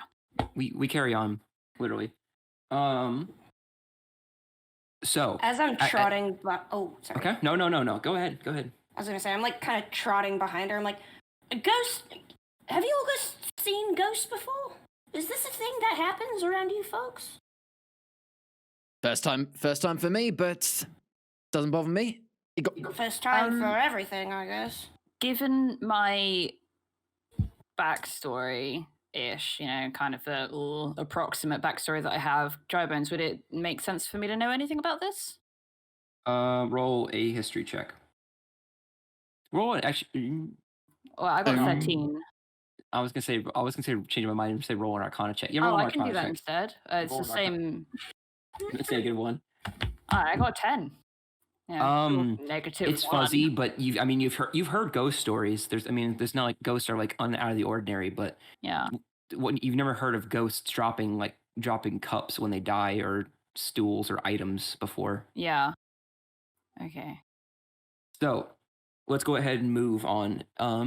When you guys basically go and you make your way to the doorframe, the crowd of noises of panic and like screaming and like kind of like running around become louder and louder.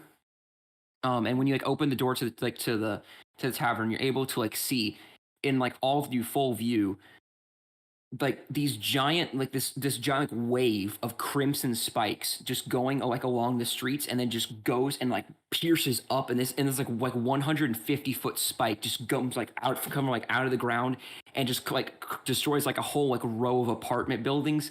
And you can see like all like this like bell tower that was like standing in the way. You can see the spike like pierces right through the bell, and like this giant bell tower has like this bell suspended in the air, and it's like everything just gets like leveled in like that in like a specific district of the city. And you can see like all of these like people like running around. You see like more of these wraiths. They're just kind of like going and like slicing down and like slaughtering people in the streets or whatever.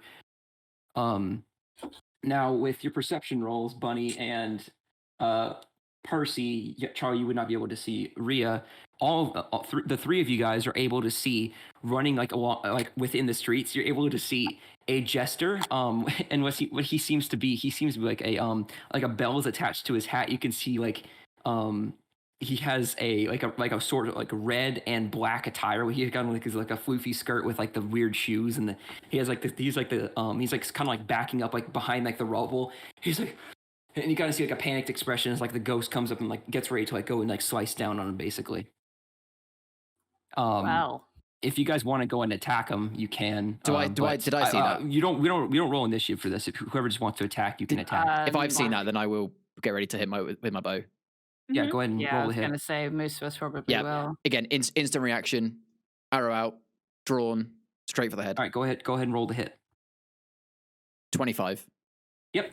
So you don't even need to roll damage. You shoot a bow and arrow, and as you shoot, like the arrow like goes straight through him, and you see like instead of like an item, you see like these some like coins seem like fall out of this creature, and this like the form dissipates and he does like the smoke starts to rise and then eventually dissipate, and he's like still panicked. He's like on the ground over there. We couldn't hear that, but we saw it. Yeah, you can Heavy see him breathing, like, I'm guessing. yeah, heavy breathing on the ground. I'm just gonna put And in he's like yeah, sorry. Go ahead. I mean, I was just gonna say at the and end. he's like- I'm just gonna put in like heavy breathing and in like asterisks. yeah, he kind of goes and yeah, he's basically sitting in the streets now. Coins fell out of the ghost, did you say? Coins did fall out of the ghost. Easy loot right there. I might go give those a little look-see-loo. Yeah. Just for posterity's sake, you know? I gotta see if it's like the other... So you can Just gotta investigate. start what's whistling, going and on, then you can walk over and stroll by and pick up some coins. You see the jester. Go ahead and roll a insight check on the jester for me. Is this a current currency? Is this stuff that's you can use now? Is it gold? We can get back around to that, but right now I want Laura to roll a insight check. Insight? On the jester. Yep. I got a 13. Okay, so looking at this jester, his skin is as pale as the moon. He has 8 rings on out of the 10 fingers he has. He's wearing like the black and red checkered clothing. He's a human male, and his like teeth are all like messed up or whatever. He's one of the goofiest people you've ever encountered.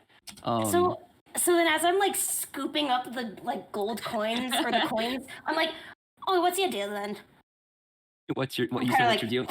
Yeah. You just kind of scooping things up. He's like, "Oh ma, you must have saved the kingdom.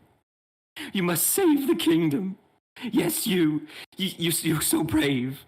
You must save the kingdom." Well, okay. What do you know? What's happening? What's happening? What's this potion? He's gonna go. He's like, "The queen of the kingdom. She tricked the king and made him put on a cursed ring, and twisted his physical form. It caused the objects around the castle to become haunted, and these horrible creatures you see around you. These ghosts are items. The queen tricked the king. She put a curse on the king, an evil curse."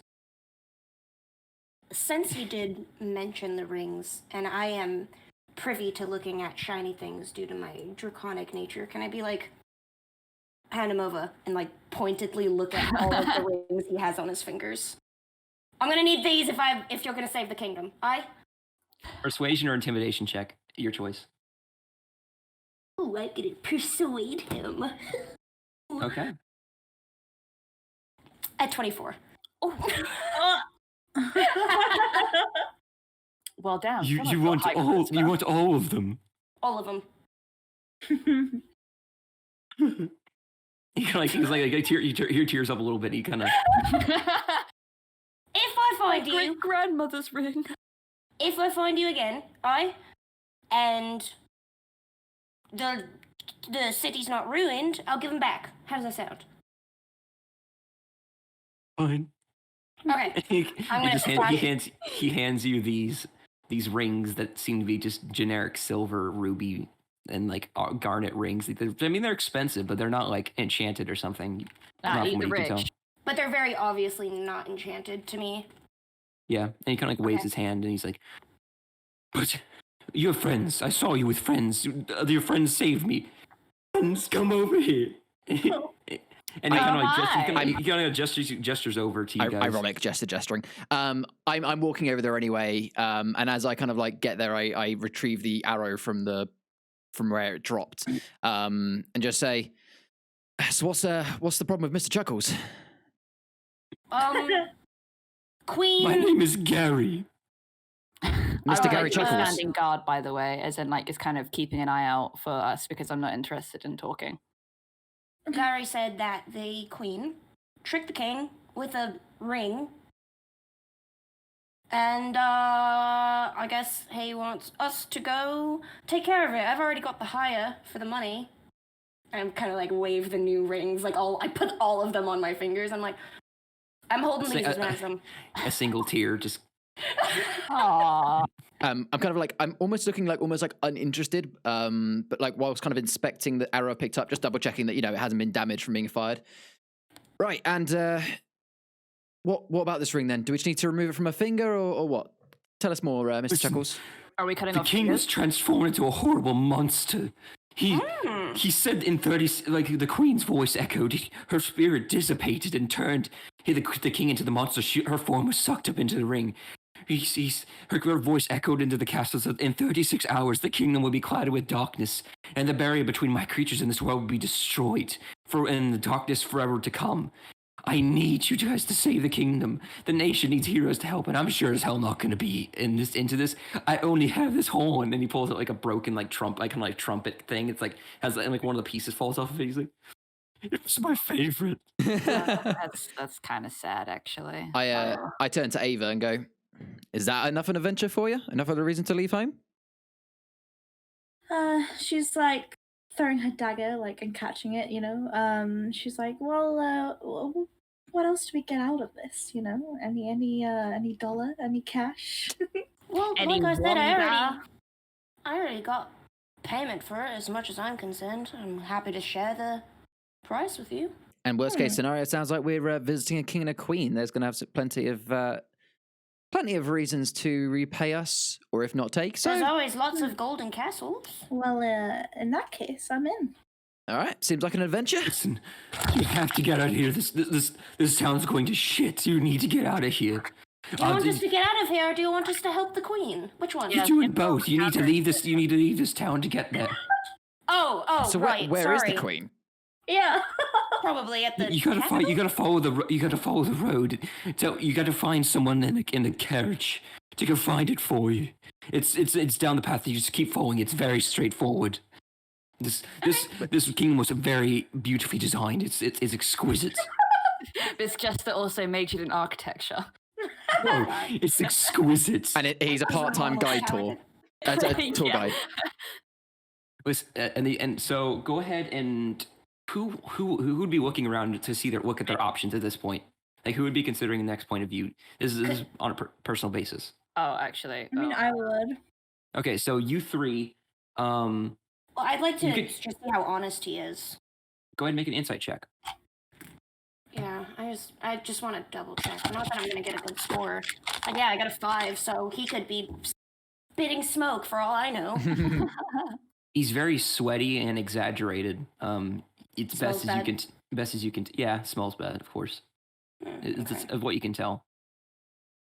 Honest as you can seem, he's pretty stressed out. Mhm. So, who would be like looking around the surroundings, trying to find like a way out of here? I wasn't. I was inspecting my Ava arrow. would, yeah. I wasn't paying attention to the conversation because I was basically like keeping an eye out, I guess, like, you know, watching people's backs, even though like nobody knows my name still. I'm still just Okay. like, yeah, I'll stick around. Bunny, go ahead and roll This another is fun. perception check for me. Mm-hmm.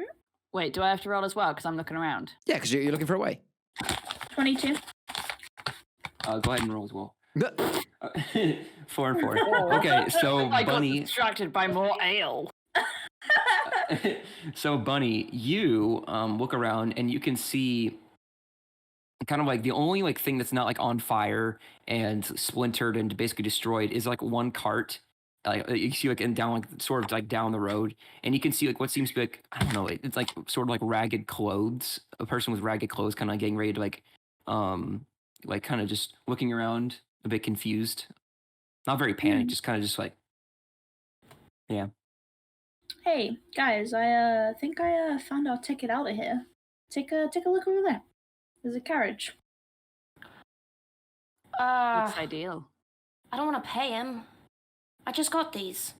Kidnap him. Sorry. Oh, I was gonna say, I don't mind taking the car. I mean, yeah.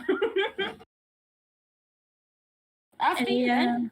I Pay can with this, intimidate and he the gives you shit out of him. a pouch of like 30 gold. Just pay him. Oh, you're so kind. I'm Wait, does he hand it to fucking me, or does he hand it He to hands it someone he hands it to whoever is closest to him. So I assume it would be you, Ara. Ba-da-da-da-da. And he goes like, For reference of the audio recording, Lara just pocketed that. Yeah, all of it. I will take out 3 gold pieces. you just kind of see, you just kind of go like, Toodles! And he just like runs off into the street. Toodles. And he just runs away. That's a suspicious looking gesture if ever I- I saw one. I Did nudge. he run all the way from the kingdom? I nudge Ava and just go, I'm going to hire him for your birthday. You know that, right? Oh, Gussie, you're so stupid. Aw, that's cute. All right. We heading over to the guy? All right. Yeah. I will. All right. I give some of the gold pieces to Argus. Yeah, Okay. I take the gold pieces and... You're the one who wants to hire him. Yeah. I walk straight up to this guy. How do you say he was? Describe him a little bit and like what's his current like? So is he a bit shaken up? He's a bit disheveled. That just seems like his. So I'll describe it as you kind of like get like right up close to him.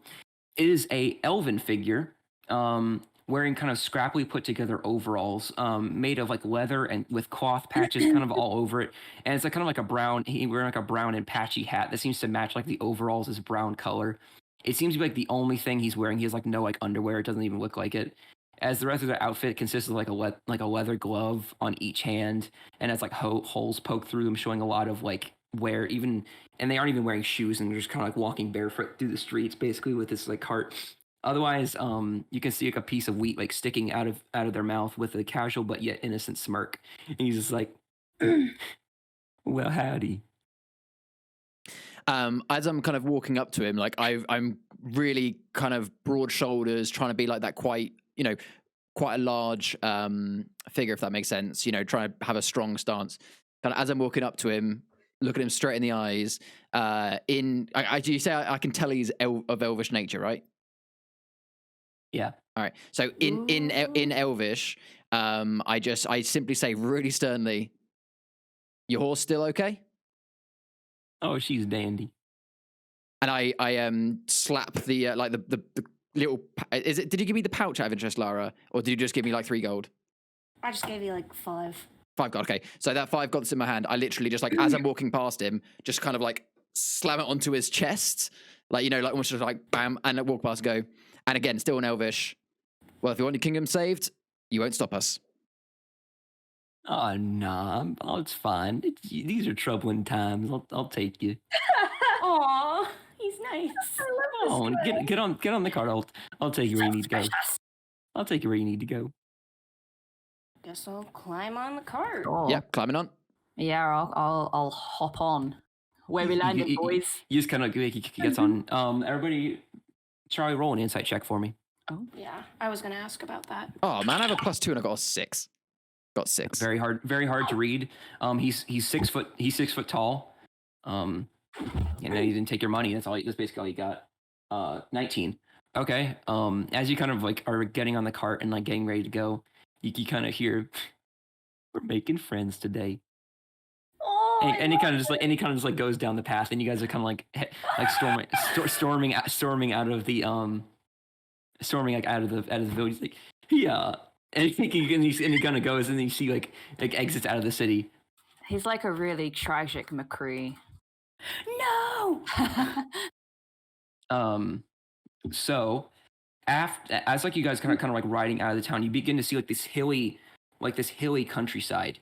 And like what you would usually see is like a lot of green and just kind of like very vibrant. You see like more of these like crimson spikes just like coming like out of the ground, like all like basically like all around you. And they're not like circling you, but you see like to your left and to your right, like you see like these crimson spikes going. You see like another set like come in like pierce the walls. But you guys, the path is basically unaffected. And you guys could just keep going. So it's like they're coming out of the when you say we can see them, as in like they've already come out, or they're still like some of them are still rising out. They're still rising. So what you're seeing is like it's like mini spike, and they're like at this angle, like a 45-degree angle when they come out of the ground. So it's like mini spike, huge spike or whatever, like coming like right out of the ground or whatever. And it's just like you guys are basically just like running as you hear like the screaming or whatever behind you, and you can see like the rubble like all like basically like all around you. Nice. Poggers. At some point, I assume we ask our other companion what her name is. Yeah.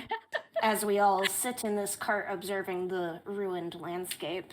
It's been a while. Since, All right, I mean, now is the time. You're just gonna come along without... Does this bother you at all? I mean, I've seen her fight. I'm happy with that. What else would I be doing? I'd just be like sitting having an ale. This is so much more fun. I guess so. What's your name then? Oh, you can call me Carrie. Carrie. How do you Yeah. spell that for reference? Kere, you fucking weirdo. Ava scowls at her. What did you just say to my brother? I called him a fucking weirdo because everybody has to spell my name. It's a little bit redundant, it's a bit odd, but hey, whatever floats your boat. I just need to know what to write on a gravestone should anything happen to you. Oh, he's so confident. All right. This is not what we're doing this for. We can invite after we defeat whatever's going on here. I'm just interested in a round 2 at some point. That's all. I feel like we didn't have our best opportunity. Right, fair enough. But glad to have you on board anyway. You seem to be able to handle yourself fine. You kind of hear from like the front of the cart. You kind of hear from like the front of the cart. That's a nice name. I know. I chose it myself. You named yourself. I like you. Oh, I like you too. Your parents not give you a name you're happy with? Parents? What are those? Ha! Yeah, we're about to get deep. That's fair enough. I didn't have parents either. I get it. I love it. Are we all a traditional sob story all together? Because that's exciting. Really I hate to interrupt your pleasant conversation, but we're coming upon a forest in a little bit, so this would be the best place to camp out because we do got. How much time you guys got to do this whole thing? I mean, to be fair, we were just talking about either absentee or dead parents, so it wasn't really that pleasant. But we're at a short time limit. Yeah. I'd say about that. And I mean, by the height of those crimson spikes, where it is on the horizon, I'd say we have about 6 hours of time before the entire world dies. I mean, yeah, I think we can camp. Easy, yeah. I've seen it because we've all seen this before and understand how it works. Yeah, definitely. I think sleeping would be the best course of action right now.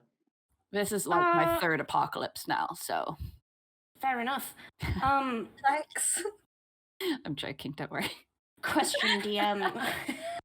Yes. Looking at the crimson spikes, could I like, I don't know, tell what kind of type of magic or like what the source of it could have been by make an Arcana check with disadvantage because you are going at a rapid pace because you're running away from the city at a rapid pace and you don't really have much time to inspect anything. You're kind of just trying to get out of here and go. Well, I don't know. I didn't know if when we were going to stop to camp if there were any nearby. That's why. Because I don't know if we're stopping to camp yet. I mean, eventually. He offered, the jester said 36 hours, so you believe he said, 36 hours, yeah, he said 36 hours, as in, so you'd assume you had some time to camp out for a little bit. Okay. As in, to get, your HP and spells back. So then, I guess whenever we camp, then I will look. Okay. If they're still around. If they're not, then I will make an Arcana check on the fly. Yeah, you can. You can still just do it to do it. Let's do it. I'm gonna do it. 9. The energy kind of begins it's kind of if you've seen Full Metal Alchemist Brotherhood, haven't you? Sure have. Yeah. Big it's fan. It's one of my favorites. It's kind of how within the red of the Philosopher's Stone, it kind of was shifting or whatever. The colors were shifting. This is more kind of a blood red crimson, and you can kind of see the colors kind of shift within it. So it's lighter shades of red and darker shades of red are kind of shifting. And that's from at a distance, but that's about all you can get. Okay. Interesting. Okay. So Fleet is yo, okay with stopping in the forest? I'm okay to take a rest if the rest of you are. I turn to Ava and go, it was so much easier when traveling people it was so much easier to travel when we didn't have to travel people that sleep. Yeah, if you guys need to sleep, then be our guests. We can take it in turns to watch your back. Yeah. Imagine having to sleep. Oh, check you guys out. Wow. Well, I'm gonna go and have some sweet fucking dreams.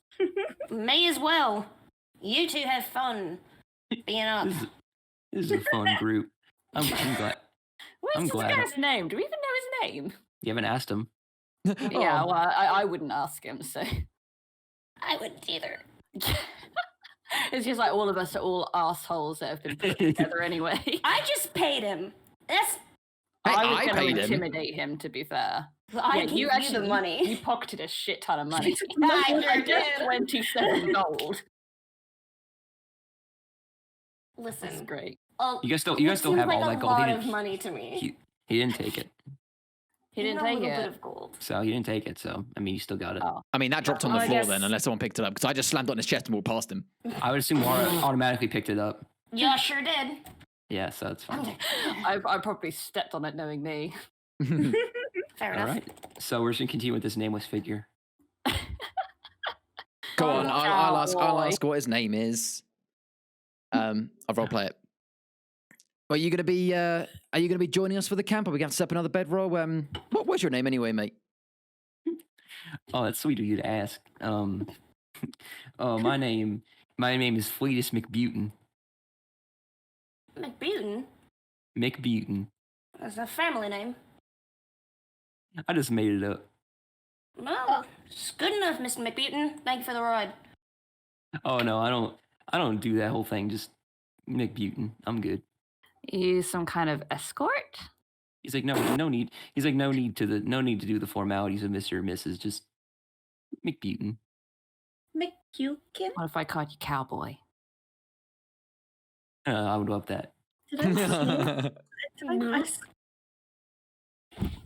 I'm so confused. I thought he said McCukin.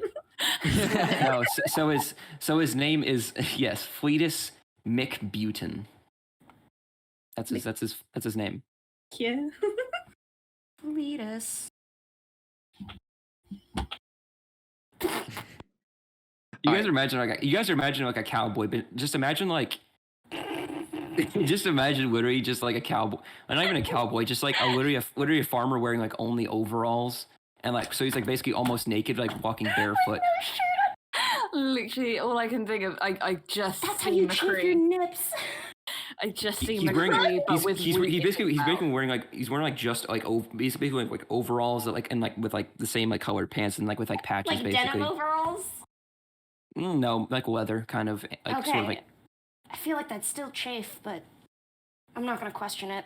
It's his business. yeah, not it's like mine. it's like the gif you just posted, except if it was like except if he didn't have the red shirt on. So you always saw that.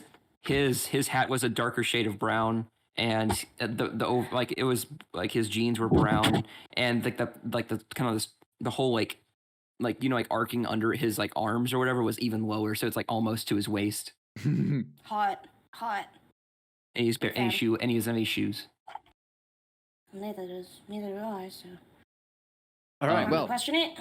And he's like, Oh, that was an accident. it's getting kind of dark anyway, so we should probably camp out. And he's like, here's a good spot in the forest. I mean, you can double check my work if you want, but I'm all good to go. I'll hop out and well, me look and for wood stuff to make a fire. okay. So go ahead and just make a survival check for me. Does anyone want to help me get some? Yeah, I'll Tinder? help. I'll help. Okay. Because I'm not a survival boy. I'm supposed to be a survival, and yet It's pretty easy to find. It's pretty easy to find some firewood. Just walk around and Yeah. with two of you kind of them up. spreading out, you're able to kind of come back and convene together with some firewood. Yeah, that's it. And you guys can come start back it. and you're able to build a simple fire and just kind of just sit there for a little bit. We'll say you guys each have rations or whatever and able to consume those. I'm not gonna ration cop you. Oh, the one time I have Yay. rations in my bag, and you're like, yeah, I don't really care, to be honest. I've It's eaten a a one. ration. It's a That's one fair. shot. This is like the one long rest you're gonna get. Huzzah! Okay.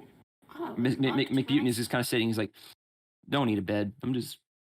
I'm just Just gonna hanging out. stand there and lean I against guess you the could cart sleep and in the just car. Sleep like I that. usually sleep on that car. Usually, You sleep standing up. that would be Like cool. a cow. That would be cool. He kind of He looks just at you. sleeps standing up and leaning on his cart. He kind of stands up like another like 2 inches. Now that would be cool. I've always think wanted he's to try Another sleep. 2 inches. I've How always- tall is he? He's a bit slumped over. I mean, like 6 when he stands up, he's 6 foot. Like Junkrat. All right. Well, he's still short. Yeah, but he's kind of like, and he kind of like stands up full, and he's like, one time I was on my land and I tried to sleep standing up, and I fell over in cow dung. That sounds like shit. Riveting. Did you get a pat on the back for it? Sounds like shit.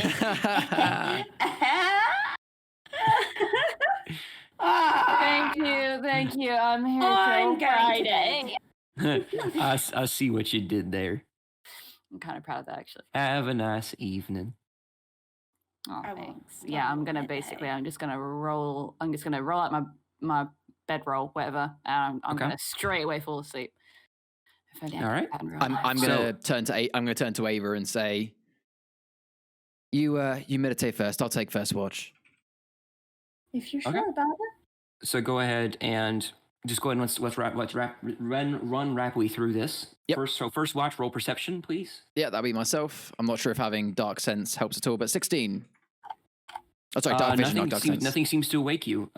Next watch, That'll be Ava probably. Ba-dum-bum-bum. Ava. Oh, no. Nothing seems to disturb you either. Please. We would have Just done wanna go 4 hours. We would have done 4 hours each, by the way, for reference. Okay. So I'm not sure how much of whether that's enough. Please can go next. Oh, We did 4 hours each. We took watch for 4 hours each because that's enough for a long rest then. For reference, me just to be clear and also for chat that don't know about elves is we trance, we don't sleep, so we only need to meditate for 4 hours a day, rather than sleep. So Nothing wakes you up. So we've both had our 4 hours of trance. You notice on Bunny, your shift, Fleas McButen's kind of sitting next to their meditating with you. He doesn't say anything. You just kind of open your eyes and he's just like. I like to imagine that every time Ava opens her eyes, like he's scooted a little bit closer to Ava, like a cat. Every time he's done that, I've scooted further away. I'm just like, what It's is just this like guy a constant doing? distance This between is them. just But running they around the around fire, the camp. going around the fire. Yeah.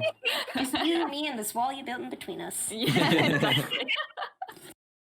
All right. You guys wake up next morning, no issue. One thing does kind of alert you immediately. There was a giant crimson spike that came out of the ground. That came out of the ground Impaled me. about 20 feet to your right. Is it loud? That would have disturbed Bunny and Freeze McButin, and he would have been like, at least it wasn't us. Well, so that Is killed this- somebody. Bruh. No, it didn't. Okay. He just makes a joke. Killed the horse. No. He's like, stuff happens. I mean, Shit happens. I'm just gonna stare at this guy in awe and just be like, Rethinking. I would say maybe like 50 feet away. Like it's pretty. Okay. It's farther away. It's like literally it's like 120. Like it's enough that's like it wouldn't like move the ground around you guys to like move you. It's like it's pretty like it's far-ish in the distance. What kind of a life does this farmer lead whereby a giant crimson spike erupts from the ground 50 feet from us and he's just like, shit happens, man. I feel like he's an undercover. He's a spy. He's a spy. He's a spy. He's a big evil bad guy. Kill him. All right. So after traveling for, because the thing is, I know one shots are supposed to be like a contained thing, but I had a really cool thing planned. But I think I might have to just Do it. keep going. No, because I can't do it for that long. Like I'm supposed to keep pacing good. Keep pacing good. Who said you're supposed to do anything? You DM how Don't you give a want shit. to. Yeah, well, honestly, You do what you feel comfortable with. do it. you know. If you want to kill one of us, do it. Yeah, that too. I will come back resurrected as something else. I'll I don't resurrect know. myself, bitch. Yeah. Come back resurrected Okay. as Mrs. McButin. All right, Yeah, so I'm exactly. gonna go. Then I will we're be gonna the role play farmer. this a bit quicker. Just Okay, then if we're gonna, I'll squeeze it in. But so you guys basically wake up. Nothing same. seems to disturb you. If there's anything you guys want to do, we're gonna go ahead and say where you guys did on the road, either speaking to each other, giving each other things, or doing something. Yep. No, don't worry about food. Rations don't really matter in this circumstance. So I would say you guys woke up around like 8 o'clock maybe, and you guys are traveling like through midday. So you guys are traveling for a little while. And at this point, you begin to see kind of in the distance, all of you are seeing at this point, there's starting to be like a stone bridge in and this like that kind of leads up into what seems like a giant like Gothic architecture castle at this point. So this seems like the bridge connecting with this giant castle. This is my jam. The bridge itself is kind of a grand stone construction with stone pillars on either side of the stone bridge, and it's kind of smoothed out to allow easy travel to the castle. But as you guys begin to move a bit closer, could I have whoever would be keeping watch while like driving? Who would want to keep watch in this circumstance? I'd be sat probably in front next to him. Okay, so since you're sitting, go ahead and roll a perception check for me, Charlie. 22. Nice. Okay, so when you're kind of getting a bit closer, you can see slumped against one of the columns. You can see what looks to be a clothed person wearing a black top hat with a blue ribbon wrapped slightly around above the brim, and a black tuxedo with a blue handkerchief in his right breast pocket, and dark green baggy pants that have kind of stitch marks indicating that they've had some kind of wear, and what other colors of fabric have been a few areas to patch up where they might have ripped. And it's kind of unmoving, this figure. Is this who I think it is? Oh my god. I am. So is he in the way of our travels? He's slumped against the right pillar. Like in a relaxed way or in a dead way? Okay, I know this sounds really like, but it sounds like we want to engage with him. But is he blocking? Could the car go blocking past the him? path? Yes. Okay. I'm tempted to not do anything and just carry on. So none of us other people notice this? No, as you get closer, all begin to notice this. My character in this situation would do nothing. Charlie started first though, so he can relay the information. I actually don't. My character, as far as my character is concerned, we are on a journey. If he's not blocking our journey, it means nothing to me. I would not say anything. Okay, I would say maybe then like 10 to 20 seconds later, the rest of you guys all see this figure. Yo, what the fuck is that? My one question is, does he give an air of silliness about him like the jester did? Well, right now it's unconscious. Fair. But I mean, like in dress, because you described something very. It's wearing green like spotty pants with a ripped up suit that's been patched with a black suit and a top hat. It's very. Has there been an outbreak of clowns? Oh no. Okay. Well, I'm gonna probably, since Argus is up front, once I notice, I'm gonna kind of like poke him, be like, "What's that then?" I mean, do you really want to stop and speak to him now? No, I don't. But like, what if he's like, I don't know, dying? He might have something good on him. That's true. And I kind of nudge Fleetus. Stop the car for a sec, will you? Oh, sure. And he kind of just brings it to like a slow stop. And I then look over at... You're about like 30 feet away from this figure now. I look over to Lara and go, well, go on then. Check what he's got. Let's go. I'll go. Pick me. I'll do it. So we have Rhea and Lara, Percy. You guys are both going to check out this figure. Millie, unless someone else did. Millie, did you want to go check out as well? Well, because you both did. Personally, I'm kind of with my brother on this one. I kind of feel like it's a waste of time. So then it's just you two going. So you guys go and like start walking over.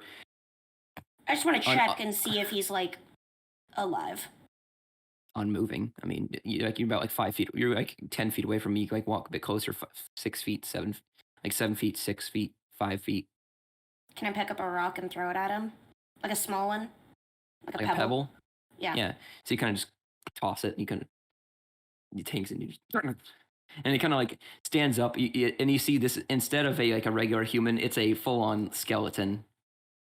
And you see, "You're here." And I knew it. Fucking do it. Can you guys not? It's rude to disturb the dead. Sorry. Just making sure that you're dead.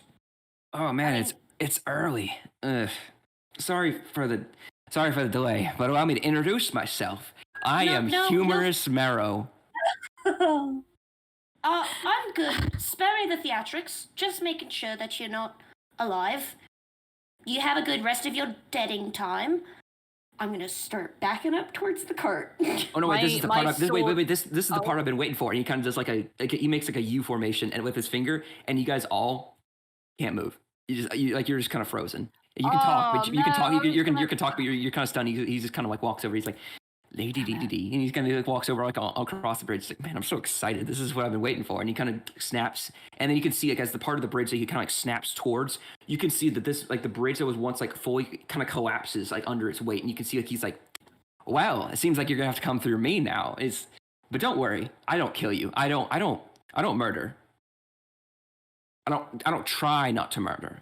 It's just you guys happen to die with what I'm trying to do. Anyway. Now that's taken care of. Welcome, ladies and gentlemen, to my game. And he kind of goes, and he kind of goes, and you can see your vision goes dark, and then you basically your eyes like you and you kind of like wake up. You guys are in a spaceless like void. Or whatever. Oh, this is cool. And you guys are you guys are in a spaceless void, but you guys are all sitting with each other along like a seated arc, as if you're kind of like you guys are all kind of like seated like in like a C formation, but like a kind of like a very like bent, slightly bent. It's like more like a what's it called? A curved bench. Kind of like parentheses. It's like kind of like a C, but it's like not really as curved as much. You guys are like in a parentheses, and you guys can like all see each other and talk to each other, and it's kind of dark for a second. It's like a bluish kind of like bluish, like very dark blue, as if it's kind of like darkish void.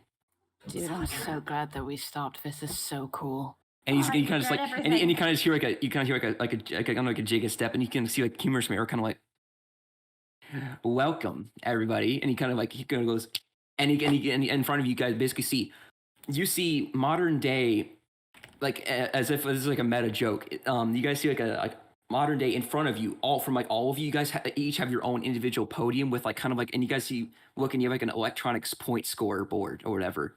He's like, welcome, ladies and gentlemen, which is to the all-time famous, already first time held. Welcome to Tinker's Trinket. And again, the only game show where if you don't answer correctly, you die, and the world does too. So let's welcome our guests. So cool. And let's welcome our guests, ladies and gentlemen. Come on, let's all give them a round of applause. And you can see from like around the void, you hear like a studio audience. We could just like all around you. It's like a studio audience like cheering and like laughing. It's like, now let's maybe change the scenery a bit, shall we? And he kind of goes like a sleeping motion, and you can see like what seems to be this dark blue void. Each of you now sitting like a stone seat with like eaches, and you guys feel yourself unfrozen. And he's like, now you guys each have your own seat. Your podium is just perfect. This is just like I wanted. And he kind of like waves his hand, and you can see like where he was standing. He kind of like jumps up for a second, and you can see like there's like a stone like plaza, like a 30 foot, like a 20 by 30 rectangle like under him. He's like, man, this is so exciting. And he says, now, and you see Humorous Marrow has like a podium in the middle of it. He's like, now it's so nice to have you guys here. I'm so gracious to be your host tonight. It's been very much a fun time. Now, you guys all look lovely tonight. And he kind of like raises up his he kind of raises up his fingers. So, Charlie, you are wearing a fully formed tuxedo with a tie. Now, when he raises his fingers, and all of you guys, Laura, you have a sparkly blue dress with draconic scales going all throughout of it, like as if you're kind of getting ready for like a ball. Rhea, you have like an orcish. You see like yours has like a mix of like some like leathering detail around like the waist or whatever, and you kind of like a dark green dress or whatever, and it has like sword designs on like the front of the dress. Bunny, you see you have like a dagger and like there's like a as if like a blue dress, but it has like a spatter of blood on the bottom. It's like as if it's kind of like woven. It's like a dark red crimson, like as if it's kind of like a puddle, like going around like the bottom of your dress, and then and you see like a dagger with like a blood on it or whatever. And you can see this red, like it's a dress that's like kind of like goes like halfway like up to your right shoulder. It's like red, but then the rest of it's like blue. He says, "You guys look so lovely tonight." My pockets. My gold. I'm sorry. They'll be returned if you win. Now, because is my bow on my back? Nope. Okay, just for reference, I did my character as soon as this happened. In that instance, I did go. Like to describe what I just did, for obviously I appreciate the recording can't see me. I literally like went to get my bow, and then as nothing was there, almost like grappled at nothing and just like confused by the fact there's nothing there. Now, let's not get antsy here. We're all here. We're all friends. We're all here to win. Maybe we can win some prizes. Who knows? I love prizes. Now, the folks at home, you must be wondering. He kind of looks like to the right of you. You must be wondering, how do we play? Right? We're all wondering this. Well, it's quite simple, actually. Anybody can play. In a few moments, I will present you a series of inventions created by the world's greatest minds. Sounds easy, right? You live in this world. It should be very easy to you. You must have heard of them, surely, right? Well, don't be so confident. These are extremely popular inventions from other dimensions. And my lovely contestants here will have to guess what these magical items do in their respective fields. If not, you die. I am not smart. I'm not smart either. And you can kind of just, let's give it up for our contestants, ladies and gentlemen. You can hear like a loud like a column of studio audience just like filling around you. Says, yes, that's what we like to hear, people. Now, with that introduction being given, allow my lovely assistant to be the first one to bring us the first magic item. And you can kind of see this like, and as you can see, there's like another skeleton or whatever. She's wearing like lipstick or whatever, and it has like a bright pink dress, like kind of like walking across the stage, just like a skeletal woman wearing like a pink dress. He says, now, and you can kind of see like she has like something like a cloth in her hand or whatever, and she kind of like raises it. And you can see a small wooden cube, and it looks like a small brass. Like so, you can see a fully like wooden cube with a small brass cone coming out of this box, with two handholds on with two like holes on each, like as if to like hold it on each side. Now, let's start with Let's go from left to right. Orcish woman, it is your turn. So now, what do you think this box does? Choice A is a siren that is activated telekinetically. B, it enhances any sound that is spoken into the hole. C is a noise bomb that detonates causes the creature to become blind with the horrifying sound emitted from it. Or D has a whoopee cushion inside of it that makes a really loud fart noise.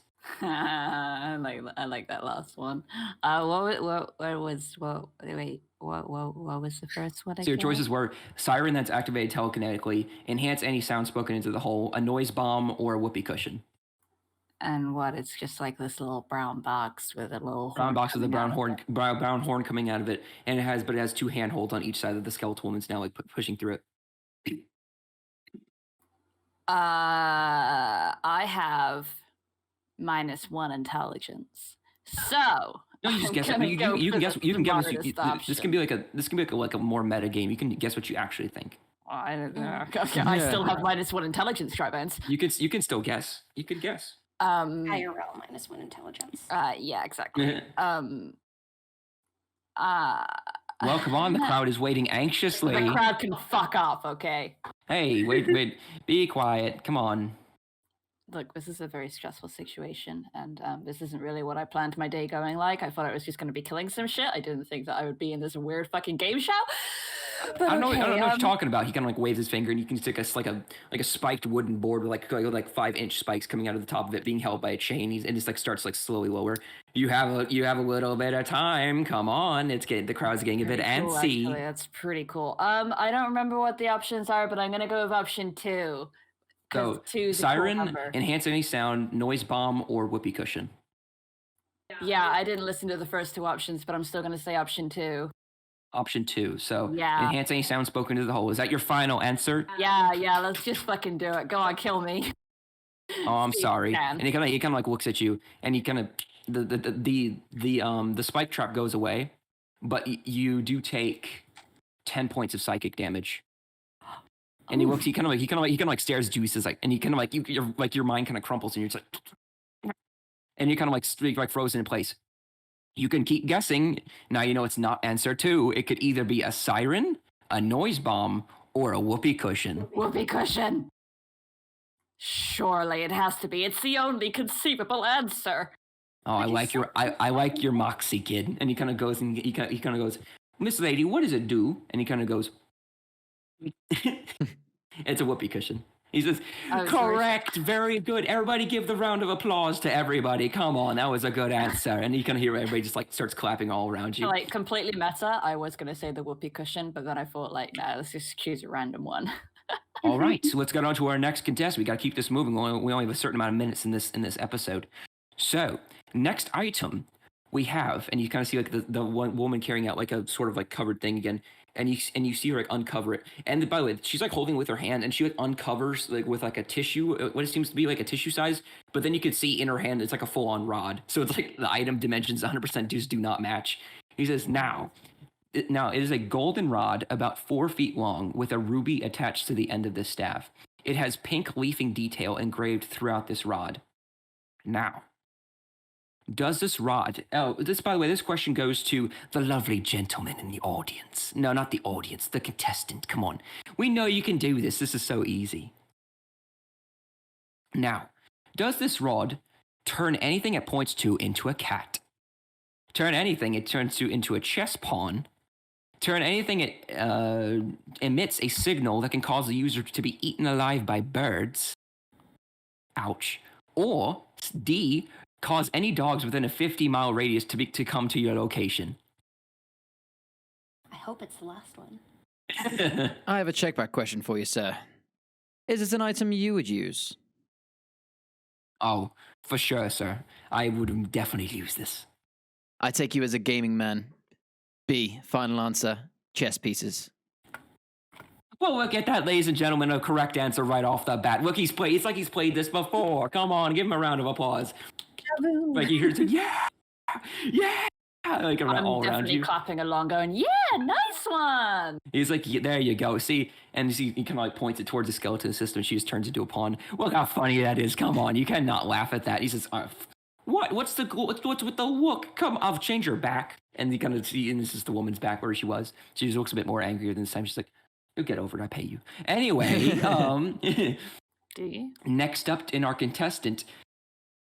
Let's see. Let's see what we got. Let's get some interesting ones here. Come on. Let's see. Now, we're going to do the lovely woman that's wearing a hood. Yes, Bunny, that would be you. For our next contestant, and you can see the female skeleton, she unveils the item again, and you can see a green throw pillow with white detail weaved into it. And it seems to be some sort of... It seems to be like a flowering design. Now, does this pillow, A, poison the person that eats the entire 2-foot pillow that after eating it kills them instantly? B, solve any puzzle it's pointed towards? C, turn into a chair when fluffed? Or D, have the corpse of other adventurers I killed that failed this game show dumped out of it? Oh. I just find none of them have any use as a pillow. If I get this right, can I take a nap? No. God damn it. Okay. Well, fuck. I want to go with A because I'm hungry. Poisoning part. I'm sorry, ma'am. He basically scares your body begins to become a bit more limp. You take 10 points of psychic damage. Oh, Now you know what answer it's not. So for the rest of them, repeat your options. It either B, solves any puzzle it's pointed towards, C, turns into a chair when fluffed, or D, has the contestants I killed inside of it. God, no. I'm gonna be a pigger. Come on. And she's like, you see like chain begin to like lower, it's like steel spikes. It's getting closer. C or D? Which one? D. Oh, I'm sorry. And he kind of stares at you. And you take 5 points of psychic damage. Now, come on. I'm starting to lose my patience here. Come on. And he kind of says, now it's either B, solves any puzzle, or C, turns into a chair when fluffed. See?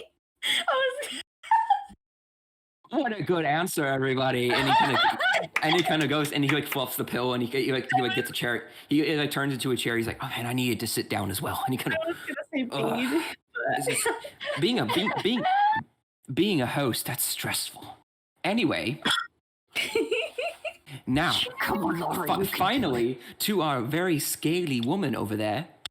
Now, you see like the unveils another device, and it's a silver fork. Very simple looking, huh? Well, this fork, does it A, make anything taste like cake? B, make you look more attractive by giving you more defined cheekbones while holding it?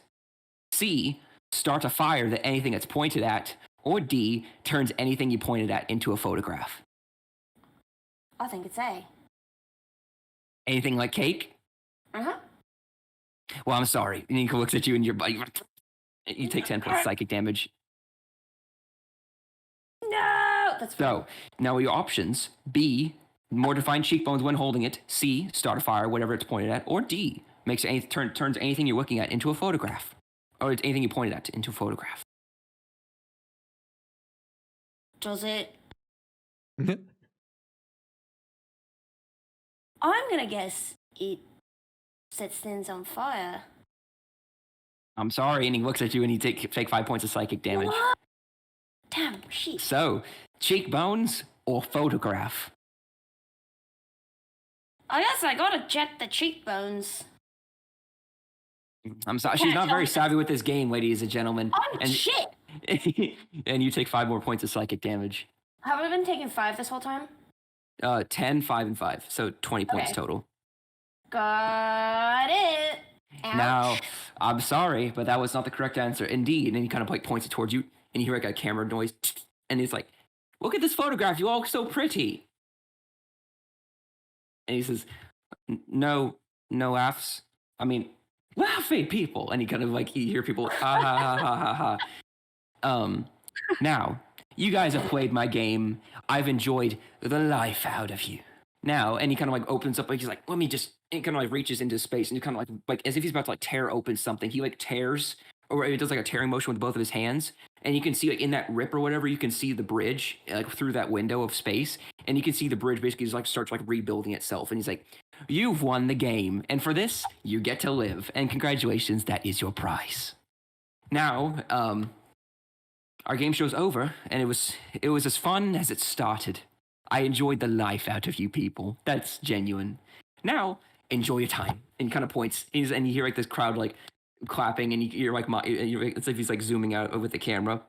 Weird. And it's just like, and you guys are back basically where you were standing at the bridge, but there's no humorous marrow anywhere nearby. Say that, like in the very distance, there's like a really muffled kind of scream of Delilah just going, "Fuck you!" Delilah, yeah. So you guys basically go and you're now basically where you started. You guys took no damage, by the way. So none of that, any of that damage you took, you did. I was gonna say there are straight voms from the psychic damage, but that works too. You get it all back. Dope. Okay. Let's go.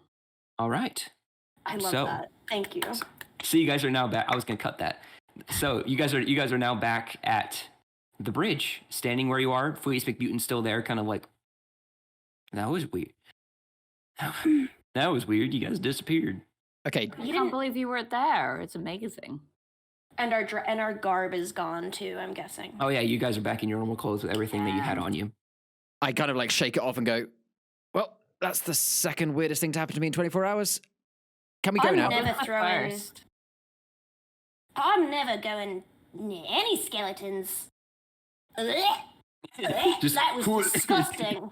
You're not going to be happy when I tell you that there's a skeleton inside of you right now. It's just like it's like just black hole just disappears.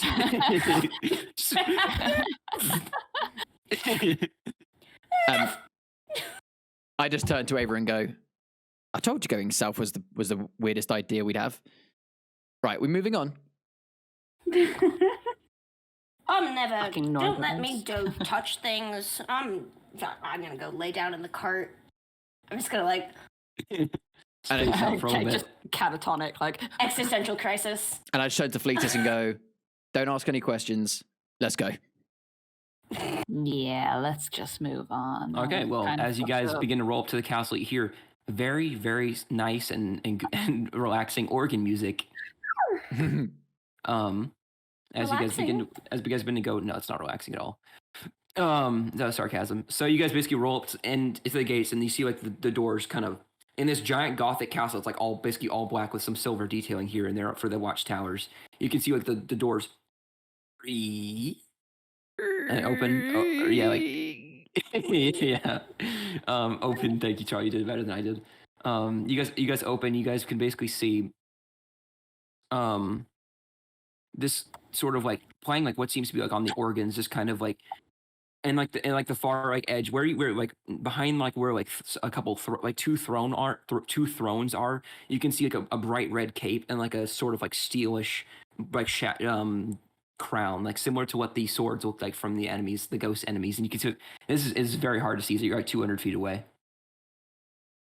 Well, I guess that looks like what we came for.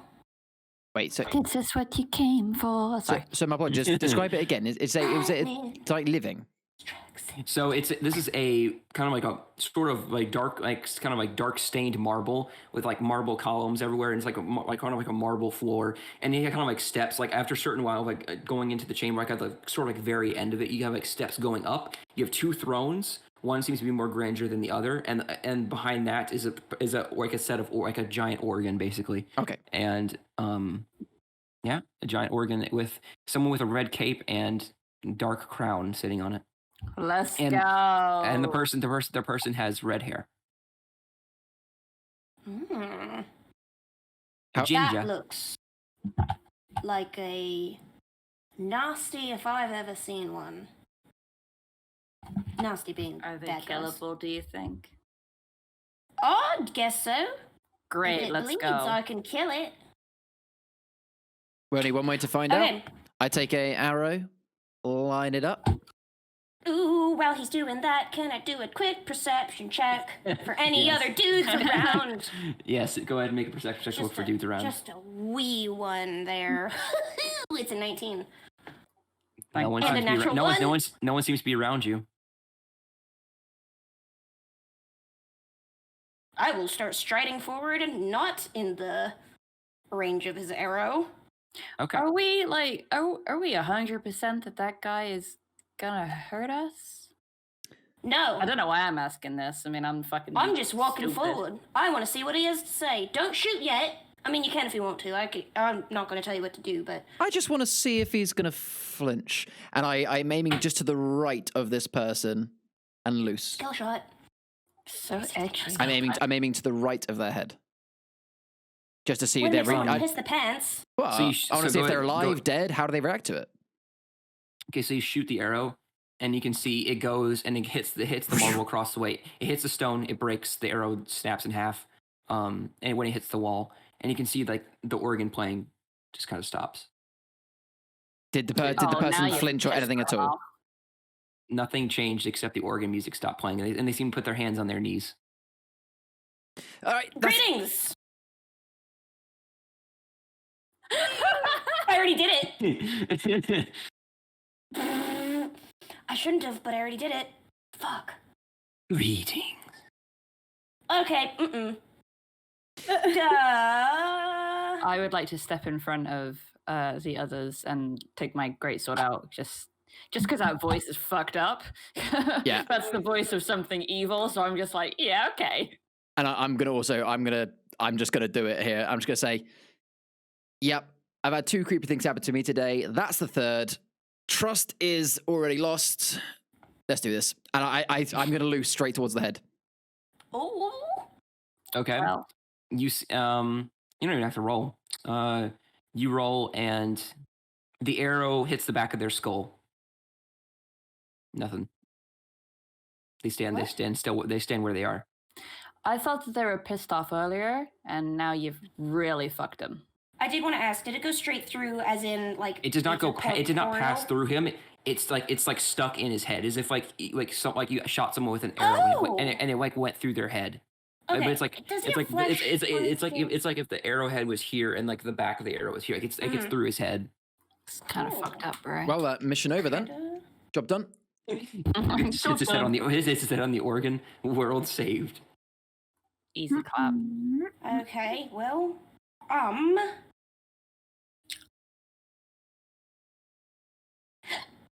You didn't have to be rude. You didn't have to be so creepy.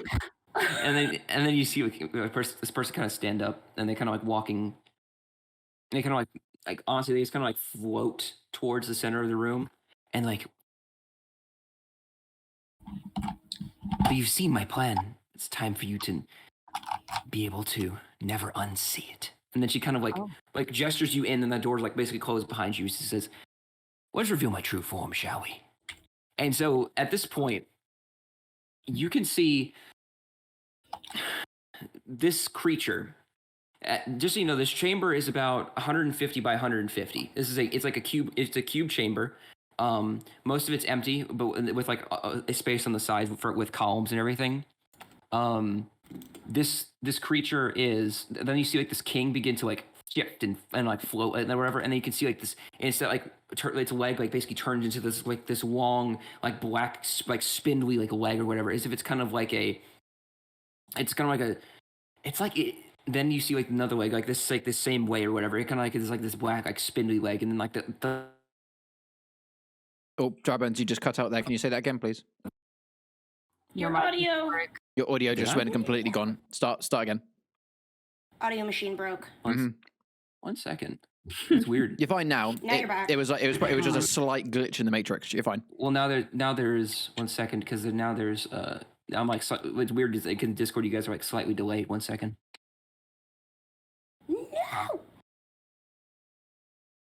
No. Say something. We are here. Yeah. What's up? I don't want him to dance for me. Okay. So you guys basically see like these spindly legs at this portion. They begin to like kind of like jet out of this person as if it's kind of like growing like these spindly like legs or whatever, and they're long, like they're like elongated, and they form like actual like hands. Like they're like the hands are actually have like individual fingers on them. The feet are actually go out, but instead of like being like a regular like arched foot, it's like just a regular like down and slant like a 90-degree angle. It's like with stick figure feet or whatever. And then this creature basically goes and then like lands on like sort of all fours. Ew. This creature then like goes like on all fours, and you can see like the body or whatever begins to like expand or whatever, and it's like this torn yet like engrossed like fleshy like dark fleshy like color or whatever, and you see like the patches of like of flesh and cloth like all like like warped within it or whatever, and you can see this like the head or whatever. The head itself it gotten large with the creature or whatever. And it matches. It has a nice, like it has the same ratio to its body or whatever. But its head has gone like a grayish color, and like the eyes are gone completely white. Like the eyes are like completely, like, basically all white, almost see through at this point. It has a grin with like you can assume like hundreds of teeth and like behind it or whatever. You see like a giant like metal crown similar to like the swords that the ghosts had, and it's like this warped creature with like and you have like still like have like the red cape behind it, like going all the way behind it, and you can see like parts of like cloth like within the body, isn't like it got stuck in the morph or whatever. And this creature Is the arrow still sticking out of him? Oh yeah, yes. The arrow is like sticking like out of. You can see like the arrowhead coming out of its forehead. Still, he says, "You have come to die." And I'll set up the battle Actually, we've come for you, mate. map. Go ahead and everybody roll initiative for me, please. With that being said, I roll my initiative. With that being said, That being said, roll initiative before I kill you. I didn't do that badly considering my initiative is -1. Yeah. Okay. All right. So. Oh, bun. When everybody has wrapped up, I will. We are ready. Hear what you got. All right, so 25 through 20. I got 21. Again. Okay, again. So you're top of the round again. 20 through 15. That would be myself with 18. Okay, so you are this one. Okay. 18 and then. So you got 8. You said you got 18, right? Yep. So I'm second. Okay. And Gotcha. fuck. 18 and then 15 through 10. Me with 13. Okay. 13 and then Bunny, you're last. Oh, that's me. I'm last. Oh no. She's Sad. 7. All right. So, moving on, we are going to have Laura. You have the first strike. Ah! Okay. Oh, by the way, this fight, you are about to go against the Haunted King.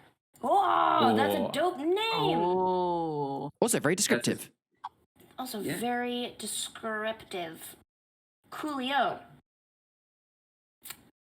I guess. Fuck. Shit. I'm damn gonna do it. some damage. I should do I damage. cast firebolt. Oh no, Alora. Okay. From where I can see him. I actually would like to scoot over a bit to get a wee bit of cover behind one of them pillars. Those are pillars, right? Yep, 5, 10, 15, 20. 25 to get behind And I the pillar. still haven't able to see him. Yeah, you have a line of sight. Oh, 1 second. Good shit. For me, Dry Bones' thing is just. Is dry. Anyone else's? Okay, there you It's go. It's back. really laggy. It's come back. It's come back. Don't worry. For a second, your camera froze, but we're back. Carry on. Connection stinky.jpg. Okie day. I would like to cast Infestation on the creature, Okay. and they They dead must thing. Yeah, the creature must make the creature must make a Constitution saving throw. Okay. So do a Constitution against my spell save DC, right? Yes. Which is 14. All right, here we go. So let's roll. Your spell save D. Natural 20 Oh, for 23 total. Yeah, well, nothing happens then. That's so funny. So you try and concentrate, but the mere the sight and honestly the grotesque nature of this creature kind of puts you off, and you're not able to concentrate fully to be able to cast a spell. Yeah, that's super gross. I guess for my bonus action, since that other spell was a cantrip, I'm going to cast a 2nd level spell, Dragon's Breath, on myself as a bonus action. Okay, and did you use a is that always a bonus action spell? Dragon's Breath to cast is a bonus action. Okay, then don't worry about it. All right, cool. Yeah. Then you cast Dragon Breath on yourself. What does that do to you again? Remind me, because I can't see You it. touch one willing creature, and then here. How about I just do that? I still can't read it. Sorry. Oh shit! Sorry, I put it on. That's good. That's good for the recording, but yeah, you have to read out for him. Yeah. You touch one willing creature and imbue it with the power to spew magical energy from its mouth, provided it has one. Choose acid, cold, fire, lightning, or poison until the spell ends. The creature can use an action to exhale energy of the chosen type in a 15-foot cone. Each creature in the area must make a dexterity saving throw, taking 3d6 damage of the chosen type on a failed save, or half as much damage on a successful run. Okay. Successful one. And I Sounds have good. this ability up for 1 minute, and it's not concentration. Excellent.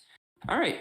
So for everybody else, is that going to be the end of your turn? You still have. Who do you touch with Dragon's Breath? Yourself, 5 I'm feet. guessing. Myself. Bing! Okay, yep, that's my turn. Okay, now 'Cause I it's the moved it's the bonus, Haunted yeah. King's turn. All right. So he is going to use. I need to get out a ruler. 1 second. I can't. My ruler's being used. Okay, so we're gonna have to eyeball it. So he is going to use Necrotic Shockwave. Oof. So radius is a 15-foot circle. So if I put it here, Yep, that works. So I would like everybody except Percy make a Constitution saving throw. Boom. 9. Oh, I've got a +6 on my Constitution save, and I still got 14. 13. So what are the numbers? 13, 14, and 9. 9. Okay. So you guys will take the full brunt of the attack. That is 17 points of necrotic damage. Oh my god. Jesus. This is the first, well, I mean, this is the first big bad guy that any of us have ever really gone up against. And so he'll move 5. Anybody else got like? There we go. That's about 30 feet. He'll move that up that far. And that's going to be the end of his turn. Uh-oh. Jeez. We're gonna have to be smart. Uh-oh. Rhea, you were up next. No, it's Am me, I? isn't it? No, I think No. it's. You No, always it is. forget me. It's Charlie's Every turn. time it's me. Okay. Rhea, what did you roll? She got a 13. A 13. Yeah, 13, and Charlie got an Okay, 18. I'm keeping track of what I have. Okay, so go ahead, Charlie. You're up next. Okay, so I'm going to move. Okay, it's hard to explain, but directly right, as far as I can go. The idea being that I still have sight of the monster between the two, like the third and fourth pillar from the front. So basically, if you move me 35 feet directly, like round, so I go round that pillar. 5, 10, 15, 15, 20. 5, 10, 5, 10, 20, 20, 25. No. The So diagonal takes 10 feet. Yep. So I'm going up. So I want to go up another one. So I'm sorry. Okay, I'm on the other side of the pillar. 25. And 25. then another 2 to the right to make 35. No, to the right of the camera, so forward away from you. That's it. Right there. Okay. Yep. All right. And I'm going to. I've got to do it nice and early, otherwise I'm going to have issues. I'm going to cast Cure Wounds on myself. Well, you did get a long rest, by the way, so you should be at full health. Not after taking 17 points of damage. I am very close to death. Like just now. Okay. Yes, okay. I need to do Cure Wounds. Okay. All right. So is that a bonus action or an action? That's gonna be my entire freaking turn, just healing. Okay. Cast level 1. It came twice, but the first one, so 10. Yep. 10 points. All right. You regain 10 points. Yep, and that's my entire turn because I don't have anything like use for a bonus action. All right. Rhea, is your turn next.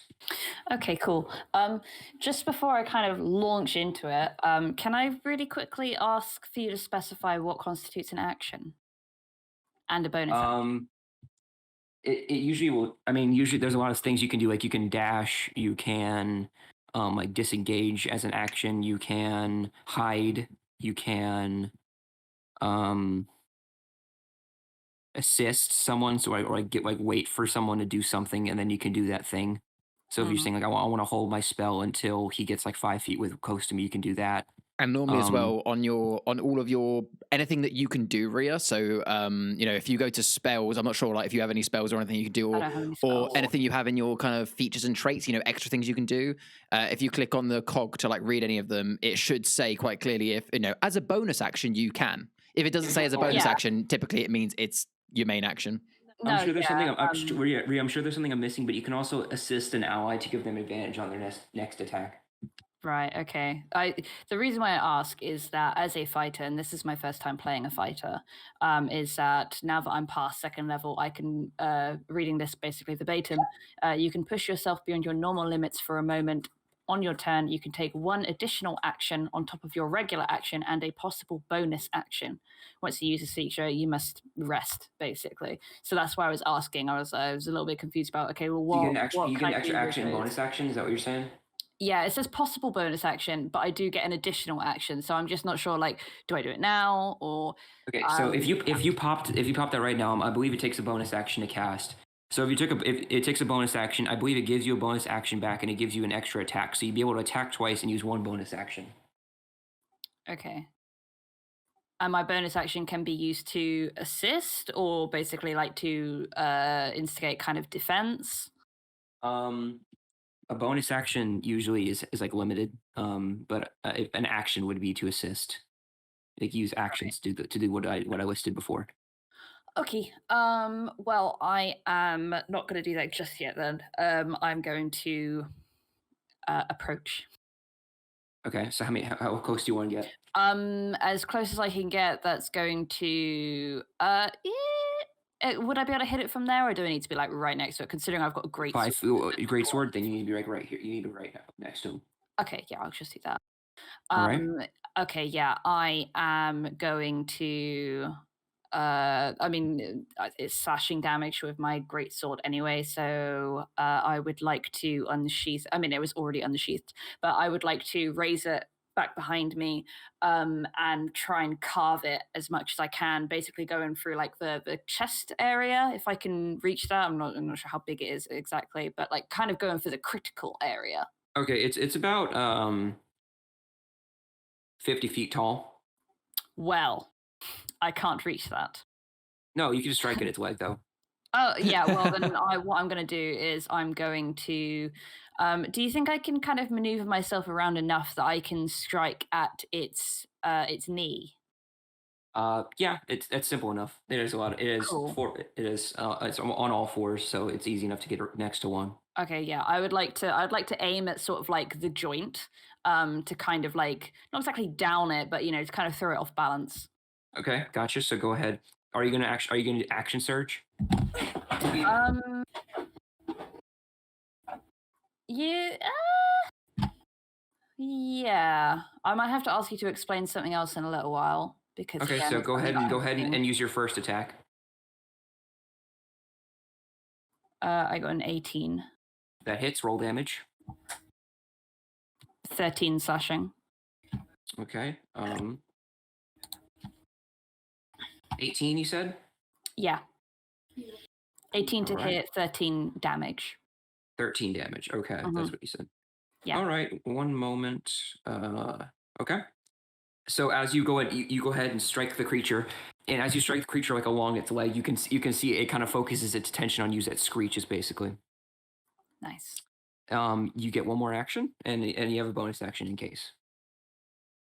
Okay, I've just taken my feet slot down to 0 so that I know that I can't use action surge again. So yeah, I'm just going to do the same attack again.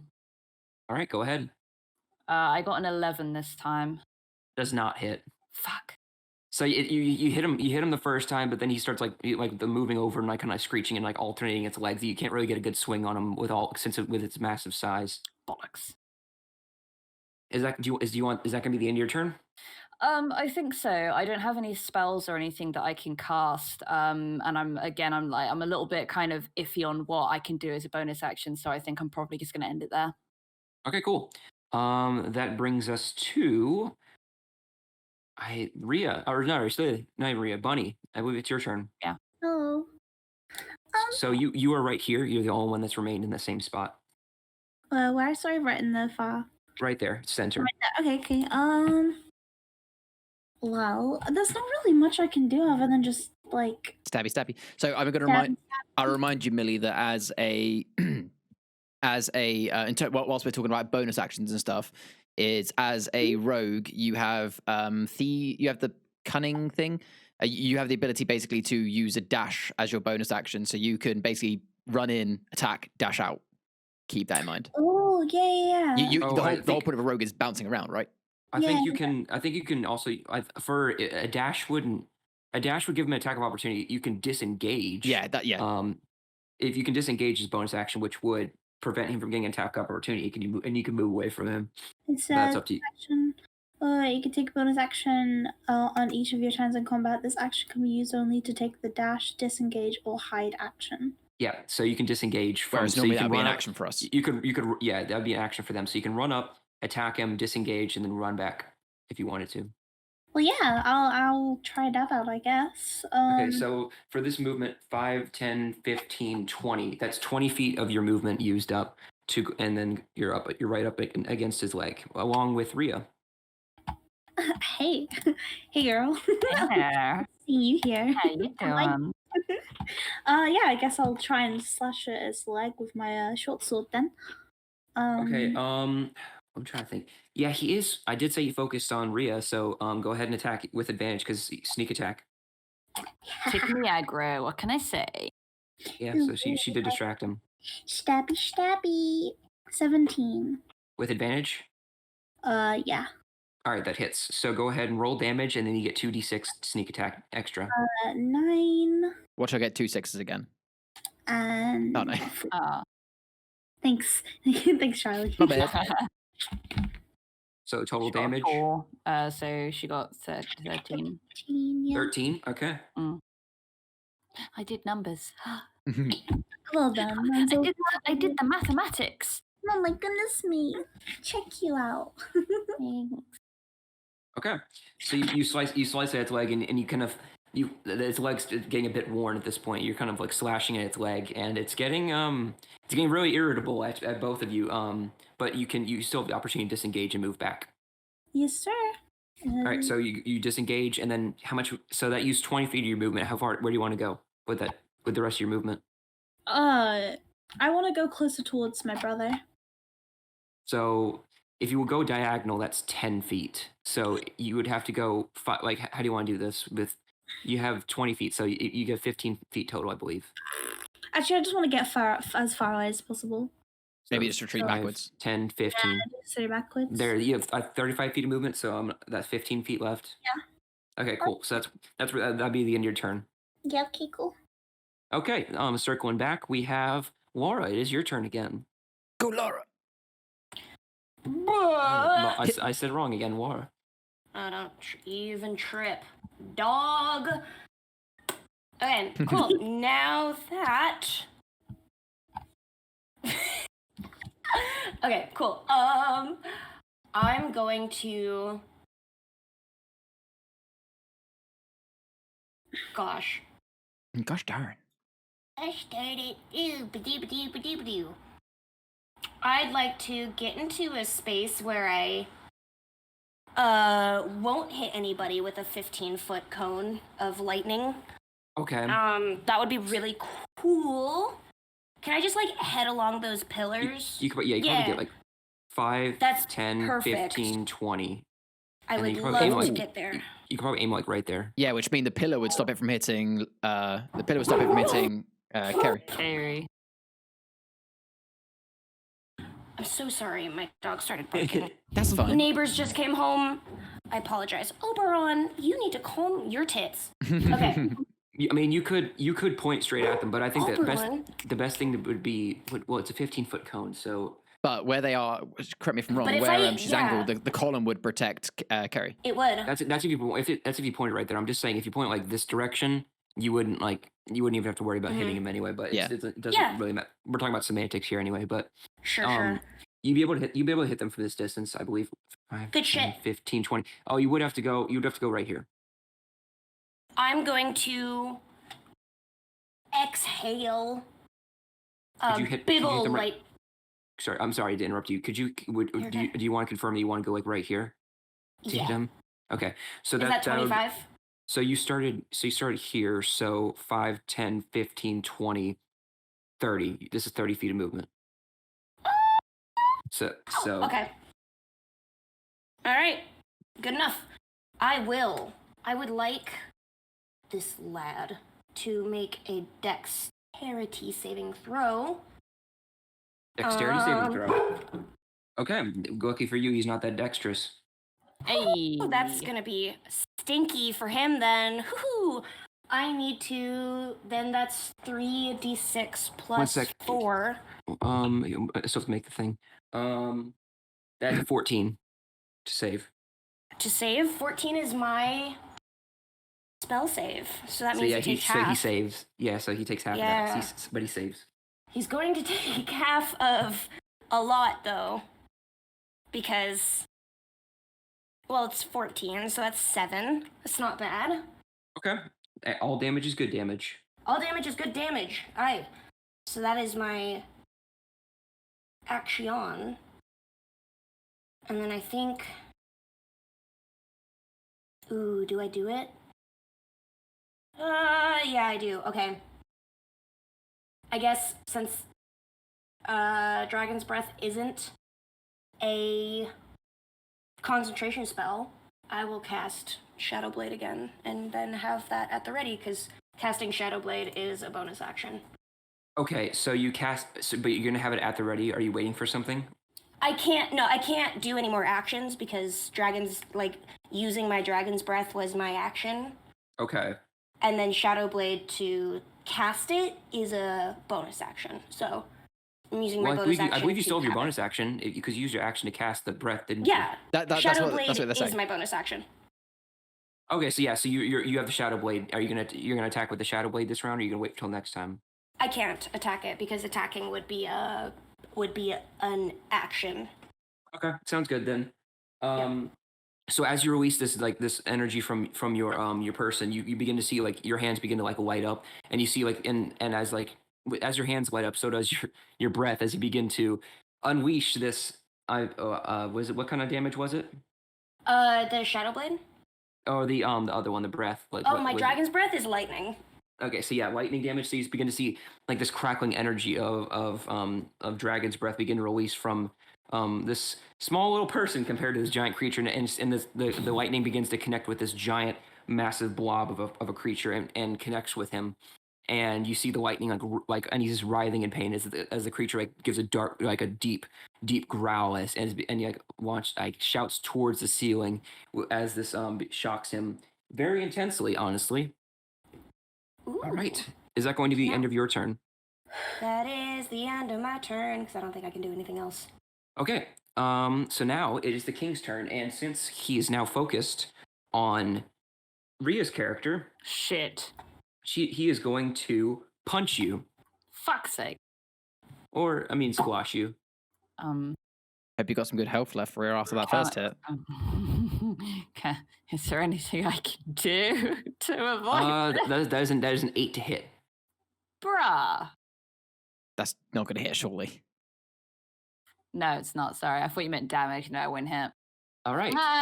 Get fucked. So he goes to basically go and squash you, but you manage to be in your limberest self despite taking a large amount of necrotic damage. You manage to dodge out of the way, kind of like holding your shoulder, still trying to regain like feeling in your body after taking. Can I flex my arms as I do it? Like, you'll have to try a lot harder than that to hit me.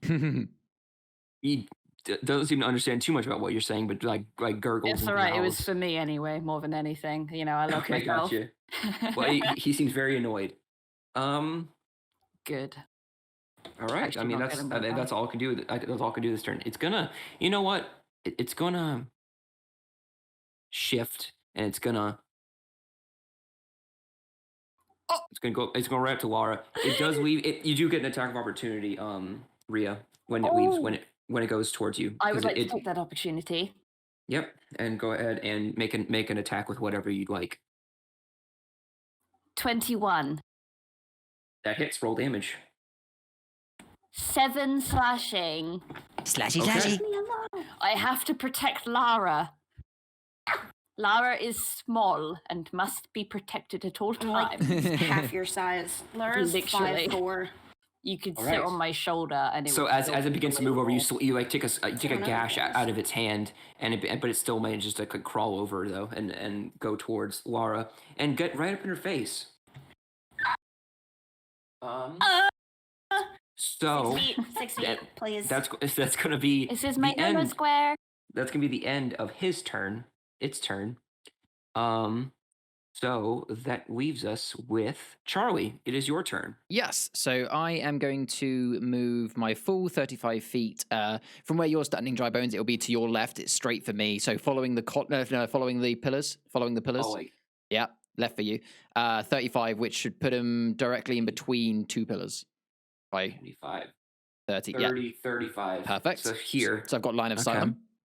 on. Yeah, you do. I am going to spend one of my spell slots to cast Hunter's Mark. Oh, no, ignore that. That was the damage. I wanted to put the thing in there. There you go. Hunter's Mark, for those who don't know, essentially, it's a concentration for the next hour. I have mystically marked him as my quarry, and I get an extra 1d6 damage to any target whenever I hit them. Charlie, here you go. You are now concentrating. Nice. Okay, so I've put Hunter's Mark on him. That was a bonus action, so as you can imagine, I'm going to again draw my bow. Now, sorry if it sounds a bit meta, but is this an advantage considering that I'm probably aiming at his back with the direction he went? Nope.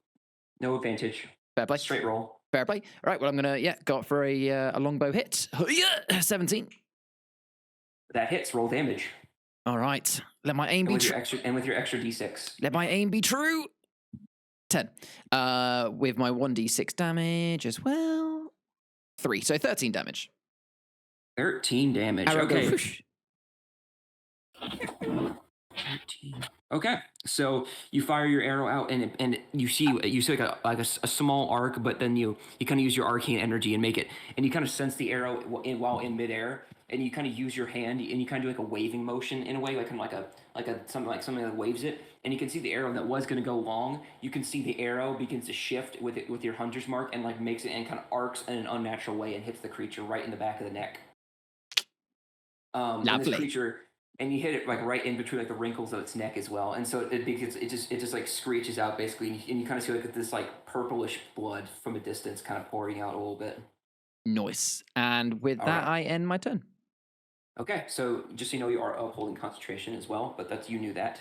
Yep. Next up, Rhea, it is your turn, I believe. Hey, it's me back again. Okay. I'm sorry to keep starting my turns with questions. But can you really quickly explain critical hits? Okay, so critical hits is when the creature, there's like certain situations where you auto crit, like if the creature is downed, like if you're dropped to 0 hit points and anybody attacks you, it's an auto crit. But critical hits usually are when you get a natural 20. Okay, cool. No worries. Or unless you have an ability, some characters have abilities that's like your next hit will be critical, or stuff like that. I have not encountered that, but I'm excited for when I do. Okay, no worries. Salem was being Sorry, a butt. Cat is. You can literally see him in the background of my camera on the box, about to fall inside of a box because he's clumsy as hell. Okay, Awesome. he's just laying down on one of the flaps that has nothing underneath. Obi. So I am. Yeah, I'm just gonna do the 2d6.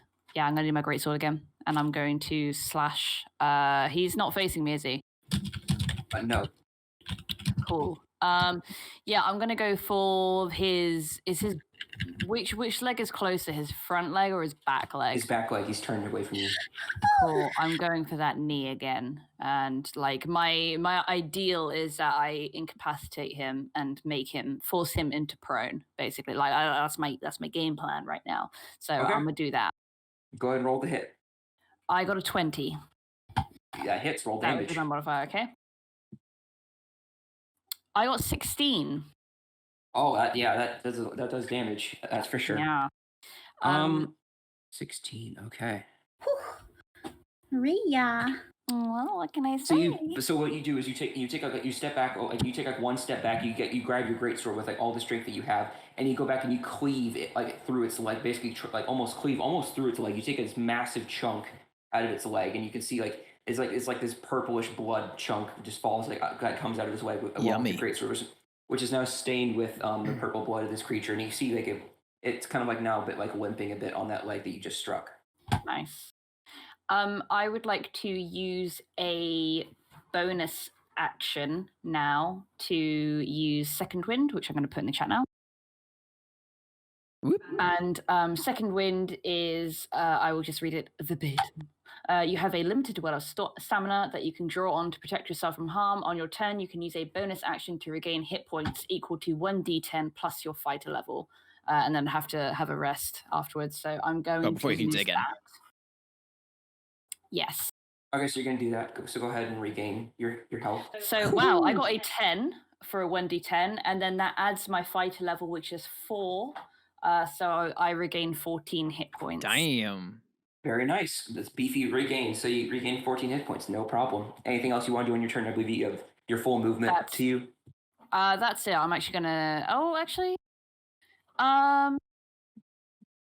Is there a way that I can kind of position myself in front, because I feel like Lara is going to be the next target. Is there a way that, like, can I position myself in front of her to stop her from getting attacked? Or at least like to kind of put myself again in the foreground so that I take the hit. That's like probably as much as you can get. That's like 20. So you were here. So yeah, 5, 10, 15. You have some movement left. You can get like right around the column for 25 feet. So you can get right behind it if you want to do that. Yeah. I'll do that then. Yeah. Okay. All right. So is that gonna be the end of your turn then? Yes. Okay. So next up we have Bunny. It is your turn once more. Go on, Ava. I feel so boring because all I can do is just run, stab, run away. Like that's all I can really do. Rogues do an insane amount of damage. It's so useful. Yeah. Okay. Well. Because you're So yeah. yeah. So the leg is really wounded, right? Yeah, the leg seems wounded. Well, I guess I'm gonna target that because he's in pain there. So I guess I can move a little closer towards it. It's Okay, not so is it targeting is targeting someone else, so do I get my advantage? yes, you get sneak attack. Yeah, So let's 5, 10, 15, 20, 25. That's 25 feet of movement to get right behind him. cool. And I'm gonna hit her with my short You get sword. advantage on attack because it's focused on 2 other people. Okay, cool. Oh, 11. 11. Okay. You do not hit. Frick. With advantage? Wait. With advantage, you got 13. 13, yeah. Still doesn't hit, sorry. Frick. Ouch. Yeah, that's you swipe both times, but the leg seems to be moving around too much. It's like it's trying to make its way across the corner, so it's not having enough time to focus. It's moving around too much for you to hit it directly with the dagger. That's so good. Do you want to disengage? Do you want to stay where you are, or what? What's up? I kind of want to move behind it. Can I move behind it? Well, you are directly behind it. If there's something you can do, Yeah. if there's anything, do you want to do other things? Not really, I guess. I kind of... Okay, so you're just gonna stay there? Yeah. All right. So, I believe that circles back to Laura. It is your turn once more, and he's right in front of your face. I'm gonna go, and then like stab him with my shadow blade, and I'd like him to take. Oh shit! It has the properties of a normal weapon, so I need to roll to attack, right? Yep. Plus dex. Yep. Well, no, plus your strength modifier. Or is it Mine is register as a dex. different one? Okay, so yeah, yours Because is I'm a mage. Yeah, yours is different. So go ahead. Yeah, you. So that is since I'm proficient in light weapons. You get proficiency bonus as well. I sure do. Okay, that means I will roll it in d20. I got a 15 to hit. Okay, that does hit. Roll for damage. Yay! I hit something for once. You know what? Maybe I will use the d20 or the thing. So that's 2d8 plus nothing psychic damage. Eat 12 points of damage, you ding. Okay. You dingus. You dingus. So that is my action. Easy clap. Easy clap, and then for my bonus action, since he's all up in my entire grill, I'm gonna go again and Misty Step onto his throne behind him. Oh, so you can use Misty Step. Okay, so does Misty Step count as like a disengagement? Misty Step is one bonus action. Yeah. It just says you can teleport to 30 feet of unoccupied space as a bonus action. All right, so many would measure out. I don't know where his throne is, but anywhere like right over here behind him. It's like right there. So this creature, since this guy's pretty big, this is 10. This is 20. Like this is 30. So this is like as far as you can get, like behind him, like over here. Am I out of his range? Yes. Okay. And so you can use your movement now to like run to like over to actually to the throne. Yeah, I'm gonna run over to it and leap 5, up on 10, it. 10, 15, like, 20. Yep, you're at the throne.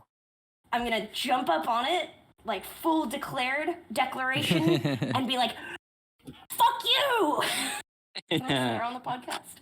Yeah, you're good. Excellent. All right, so you're sitting at the throne, and standing on it. Standing on my bare feet. You're the ruler, temporarily. All right. I believe that's gonna be in your turn. You used everything available. Shit, slime ball. Next up is going to be the king himself, and now since the creature of his main focus just teleported away, he's going to because Rhea just took a giant chunk out of his leg. He's going to. He's actually gonna move 5 feet and plow over the 2 columns that were in between you two. So these 2 columns are now absolutely just busted over. Now he just ran over it and destroyed them both. Nice. So that's the Bruh. thing. And he's That's going a thing now. and he's going to use necrotic pull on you. So go ahead and make a Constitution saving throw for me. Me. Yes, you. Fuck, I got an 11. I'm supposed to be good at Constitution. I got a +6 for fuck's sake. Okay. This is gonna be fun. Fuck, shit, bugger. Wank. Fucking shit tits bollocks. There we go. Cunt. I'm just saying now, like, I don't mind chatting out in character at some point, but I got a good strategy. If we can't defeat him with just hitting him enough, we should definitely just make him, like, we should kite him to break all the pillars until the whole building freaking collapses on him. Okay. Sounds fun. I might die. Which sounds fun, actually. All right. So so you are unable to resist the necrotic pull that this creature inflicts upon you, and so you feel like the life force that you just now gained is being like kind of drained out of you, and you can feel like as if he's like pulling this energy from out of your body, even including the second wind you just got, and you're going to take 20 points of necrotic damage. 20. That's 20. meaty. That's a lot of damage. Motherfucker, And after that's you- more than after- half of my health gone. After you absorb this attack, like you feel like half of a person at this point. Like you are running on basically no energy at this point. It's like he just pulled it from your body. What a piece of shit. But I'm glad that I did that's gonna second be the end of wind his turn. now, because otherwise I still would have been fucked up. That's gonna be the end of your turn. His turn. Charlie, your turn. All right, well, I'll be honest. Just out of character for a second, I kind of wish I wish I'd planned this better, because with a hunter, you could have like an ability which is great for taking down big enemies. I took the one that takes down multiple enemies, and I'm not even going to get a chance to use it. So my character's actually going to be quite boring. Guess what? I'm going to go up for another. I'm just going to go for another longbow hit. That's all I can do. All right, sounds good. Go ahead. 25. I'm going to aim specifically though. Like, I'll be a bit more descriptive. I'm going to be aiming for the already open wound on his back leg. All right. Well, that roll you managed to hit it, so go ahead and roll damage for that leg. Okay, so it's 10, and then I get 1d6 for my hunter's mark, which is an extra 5. So 15. 15. Okay. So at this point, this creature is looking pretty beat up. It's getting like attacked from basically all sides. The orcish woman did a lot more damage than he expected her to. And so with your hunter's mark, you're able to pinpoint the exact weakness of the leg. And so when you shoot the arrow through it, you hear this snap as one of the legs gets dislodged from one of the characters, from one of the creature's legs. And you see like blood starts, like purple blood just starts gushing out like a fire hose from this creature. And Hopefully it doesn't hit Ava. It screeches in pain. It kind of like the lower leg kind of like lowers a little bit, and it's kind of, I mean, it's near Ava, but it's like the blood is like kind of a slow puddle, like just growing. But is that gonna be the end of your turn, Charlie? Yeah, I'm in a perfect position, so sure. All right, this guy's in a pretty sticky situation. All right, that leaves Rhea. I think it's your turn. Yeah, it is your turn. Yeah, it's you. Surprise, bitch. I'm I bet back. you didn't think you'd see me again. Yeah, it's you. I'm a little bit pissed off, not gonna lie. I'm a little bit angry because I just used one of my very sorry, I'm looking at a stupid fucking GIF. Fuck. Shit. I'm sorry. I've just used a very one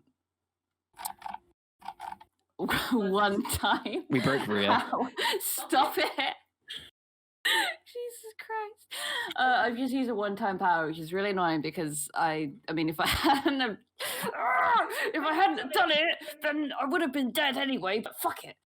And now I'm really angry. And so, even though I have 2 other weapons, I've already got my great sword out, and I'm just like, fuck you, you piece of fucking shit. I swear to fuck, I'm gonna fucking deck you, my dude.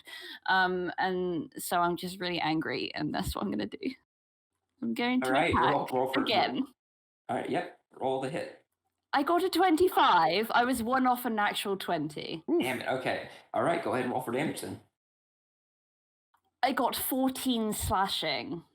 Okay, yeah. So you manage with that amount of damage. You like with the already damaged leg, you swing and you cut off its right front leg. So it's now it's tilted. So now it's actually prone. It's now knocked over. You cut 2 of its legs off on the same side. Wait. Does that count as a critical hit? So it's lopsided. No, it's just prone now. Oh shit! No, it does not. Sorry. Damn it. But it is so like basically if you can imagine like a spider if you removed like 4 of its legs on one side, basically. That's like what it is doing right now. It's like half crawling basically. Please tell me if I score a critical hit. And you said that was how many points of damage was that? That was 14. 14, yep. All right, this guy is hurting. He is on his last leg. You have a feeling that he will not survive. Literally. You have a night. You do not think he will survive like 2 like one more hit. It's time to fuck this guy up. I wish I still had fucking action search at this point. So what do you want to do at this point, Rhea? Get angry at myself. Get angry? Okay. All right. Yeah. I'm gonna shout at my I'm gonna shout at my companions and say, he's almost fucking dead. Let's go. All right. Millie, it is your turn. Oh, no. Well then. Just so you know, you already got advantage because he's prone, but you also, if you did sneak attack, you also get advantage. But so you just have advantage. But that's funny. You have like double advantage, kind of like that's not a thing. Okay, so seeing this monster, on its last little leggies, I'm gonna go up to it. I'm pretty close. And I'm gonna freaking stab it in the head. I'll be like, grr. I'll stab right in the forehead. Yeah, why not? All right, go ahead. Straight through his eye. Let's go. Nice. Okay, roll the hit. Specific. Oh, for fuck's sake! Oh no, wait, I get advantage. 15. Advantage. You hit. Roll damage. Oh, let's go. 7. And your 2d6? It just 11. 18. 18. Nice. Does she get sneak attack damage? Let me think, because he's not really focused. Oh shit. You got advantage because he was prone, but I wouldn't say he's like focused on someone because like he's on the ground like crying. That's fair. So like I don't think you get sneak attack. So Crying for his just mummy. You do get advantage because sneak attack is on your hit, but he is still. Hang on, you stab him right in the eye. He barely even resists, and you stab him right in the eye. He's still going. He just lets it happen. Yes. I'm gonna give him a pat on the head and be like, "It'll be over soon, buddy." All right. All right. So that brings us back to Laura. It's your turn. You're on the throne. It's basically like, how do you want to do this moment? Because he's on death's door. Laura. Guy was muted. Okay, so I guess I would, from atop my perch on the throne, I kind of like look down and I'm like, is there anyone else that we should be killing in here? Or is it just you? I like how you're asking him. It makes like gurgling noises and like chokes on his like own blood or whatever. But like it's like writhing around. It's like trying to like get back on its legs that it doesn't have. Is not answering me. No. Got it. Fair enough. And then I will. I guess from here I will throw my shadow blade. Oh wait, I don't have my shadow blade since I misty stepped. I still have my dragon's breath though, since it's still been under a minute. I assume. Is that considered a ranged spell attack? Oh. Dragon's breath? Yeah. Yes, I will trot 15 feet away from it. You do get disadvantage because he's prone. Here I can. Do I? You won't stay on him. There we go. Hey. Perfect. He's prone. It's his iron crown. Yeah, he's prone, but so you get disadvantage on the attack. So like a melee weapon gets advantage though. Oh, You know what? He's on the ground. I'm just gonna magic missile him from my spot. I believe that's also a ranged attack, though. But it auto hits. Oh, it does auto hits. Go ahead, then. Yeah. All three. Yep. Yeah, I will just be like, have it your way then, and I'll just. Alright. That is one. You know what? I will do it in the chat because I can. I keep forgetting that I have it. Okay, one d4 plus +1 force damage. Is it plus a dart? So that's 3 darts. I will do +3 then. That's 12. Okay. So how would you like to finish this creature? Oh, Yeah. So how do you want to do this? How do you want to do this? From atop, where I'm standing on top of the throne, just full on making sure I defile it. I'm like, have it your way. All hail the Iron Crown, and I magic missile him from the spot, and I'm like, Okay. And as you see the magic missiles like release from your hand, you see the magic missiles while it's like the creature's like whining and like pleading for its life. Basically, you see the missiles like go down its throat, and it's like all quiet, and the creature goes like quiet for just a moment and just like kind of contemplates and just sits there for just a second before blowing up. His stomach explodes and like his innards go everywhere all throughout the cavern. It is a grotesque mess, but everything, the inside of the creature is now scattered throughout the chamber. ugh. Does it hit me from my perch? Oh yeah, it's a 50-foot creature that just blew up its intestines. So yes. Was that it then? Was that it? Was that all? Okay, and just so you know, like, and then you like see like for just a moment after everything's kind of quiet, you kind of like watch for just a second, and you kind of see like a red-headed man kind of just like walk out like nude out of like this creature's like chest cavity, and he's just like that terrible woman put a curse on me. She sounds like a real bitch. What? What? It was so slimy in there. Did it eat Oh, you? we don't need the details. It like was me, but like it like ejected me. It was very weird. You got any rings on ya? No. We just saved your life. Where's the queen? You got any cash? You just exploded her. Oh, Oh, nice. You were inside the queen. Oh, maybe we shouldn't have been involved. yeah, I should have left you. That's your business. I'm Kinky. sorry. Aye. We don't want to do kink you guys shame. have like a spare pair of pants? You can have mine. I toss over my bedroll. No, let him freeball it. He can get his own pants. This is his own castle.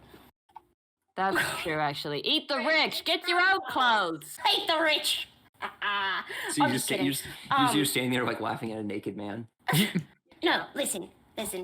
Your royal highness. Nudeness. Your royal newness. What happened here? We were told that the queen did a thing. We told there was a ring involved. Some jester came dying at our door. Oh, my court jester, is he still alive? I don't know. Fuck knows. We stole all. I mean, he gifted us some stuff. He paid us to come save you. Yes. Oh, well, thank you for coming to my aid. It really shows a good show of character. He paid us the first half. He promised that we'd get a second half after we, saved your life and all that. First half, make a deception check.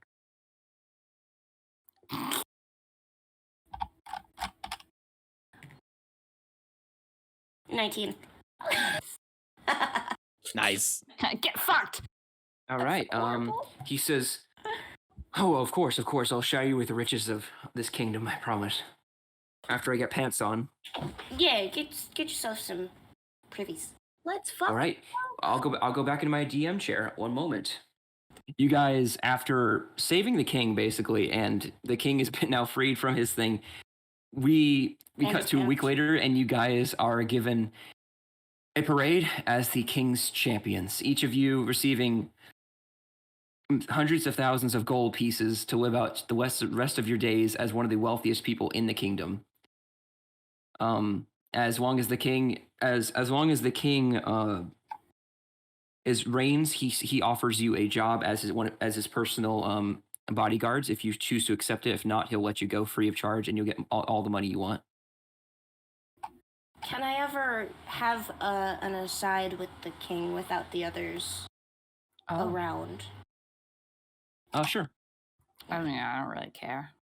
I'm going to pull out the 8 rings that I took from the jester and give them to the king and say, make sure these get back to your little funny man.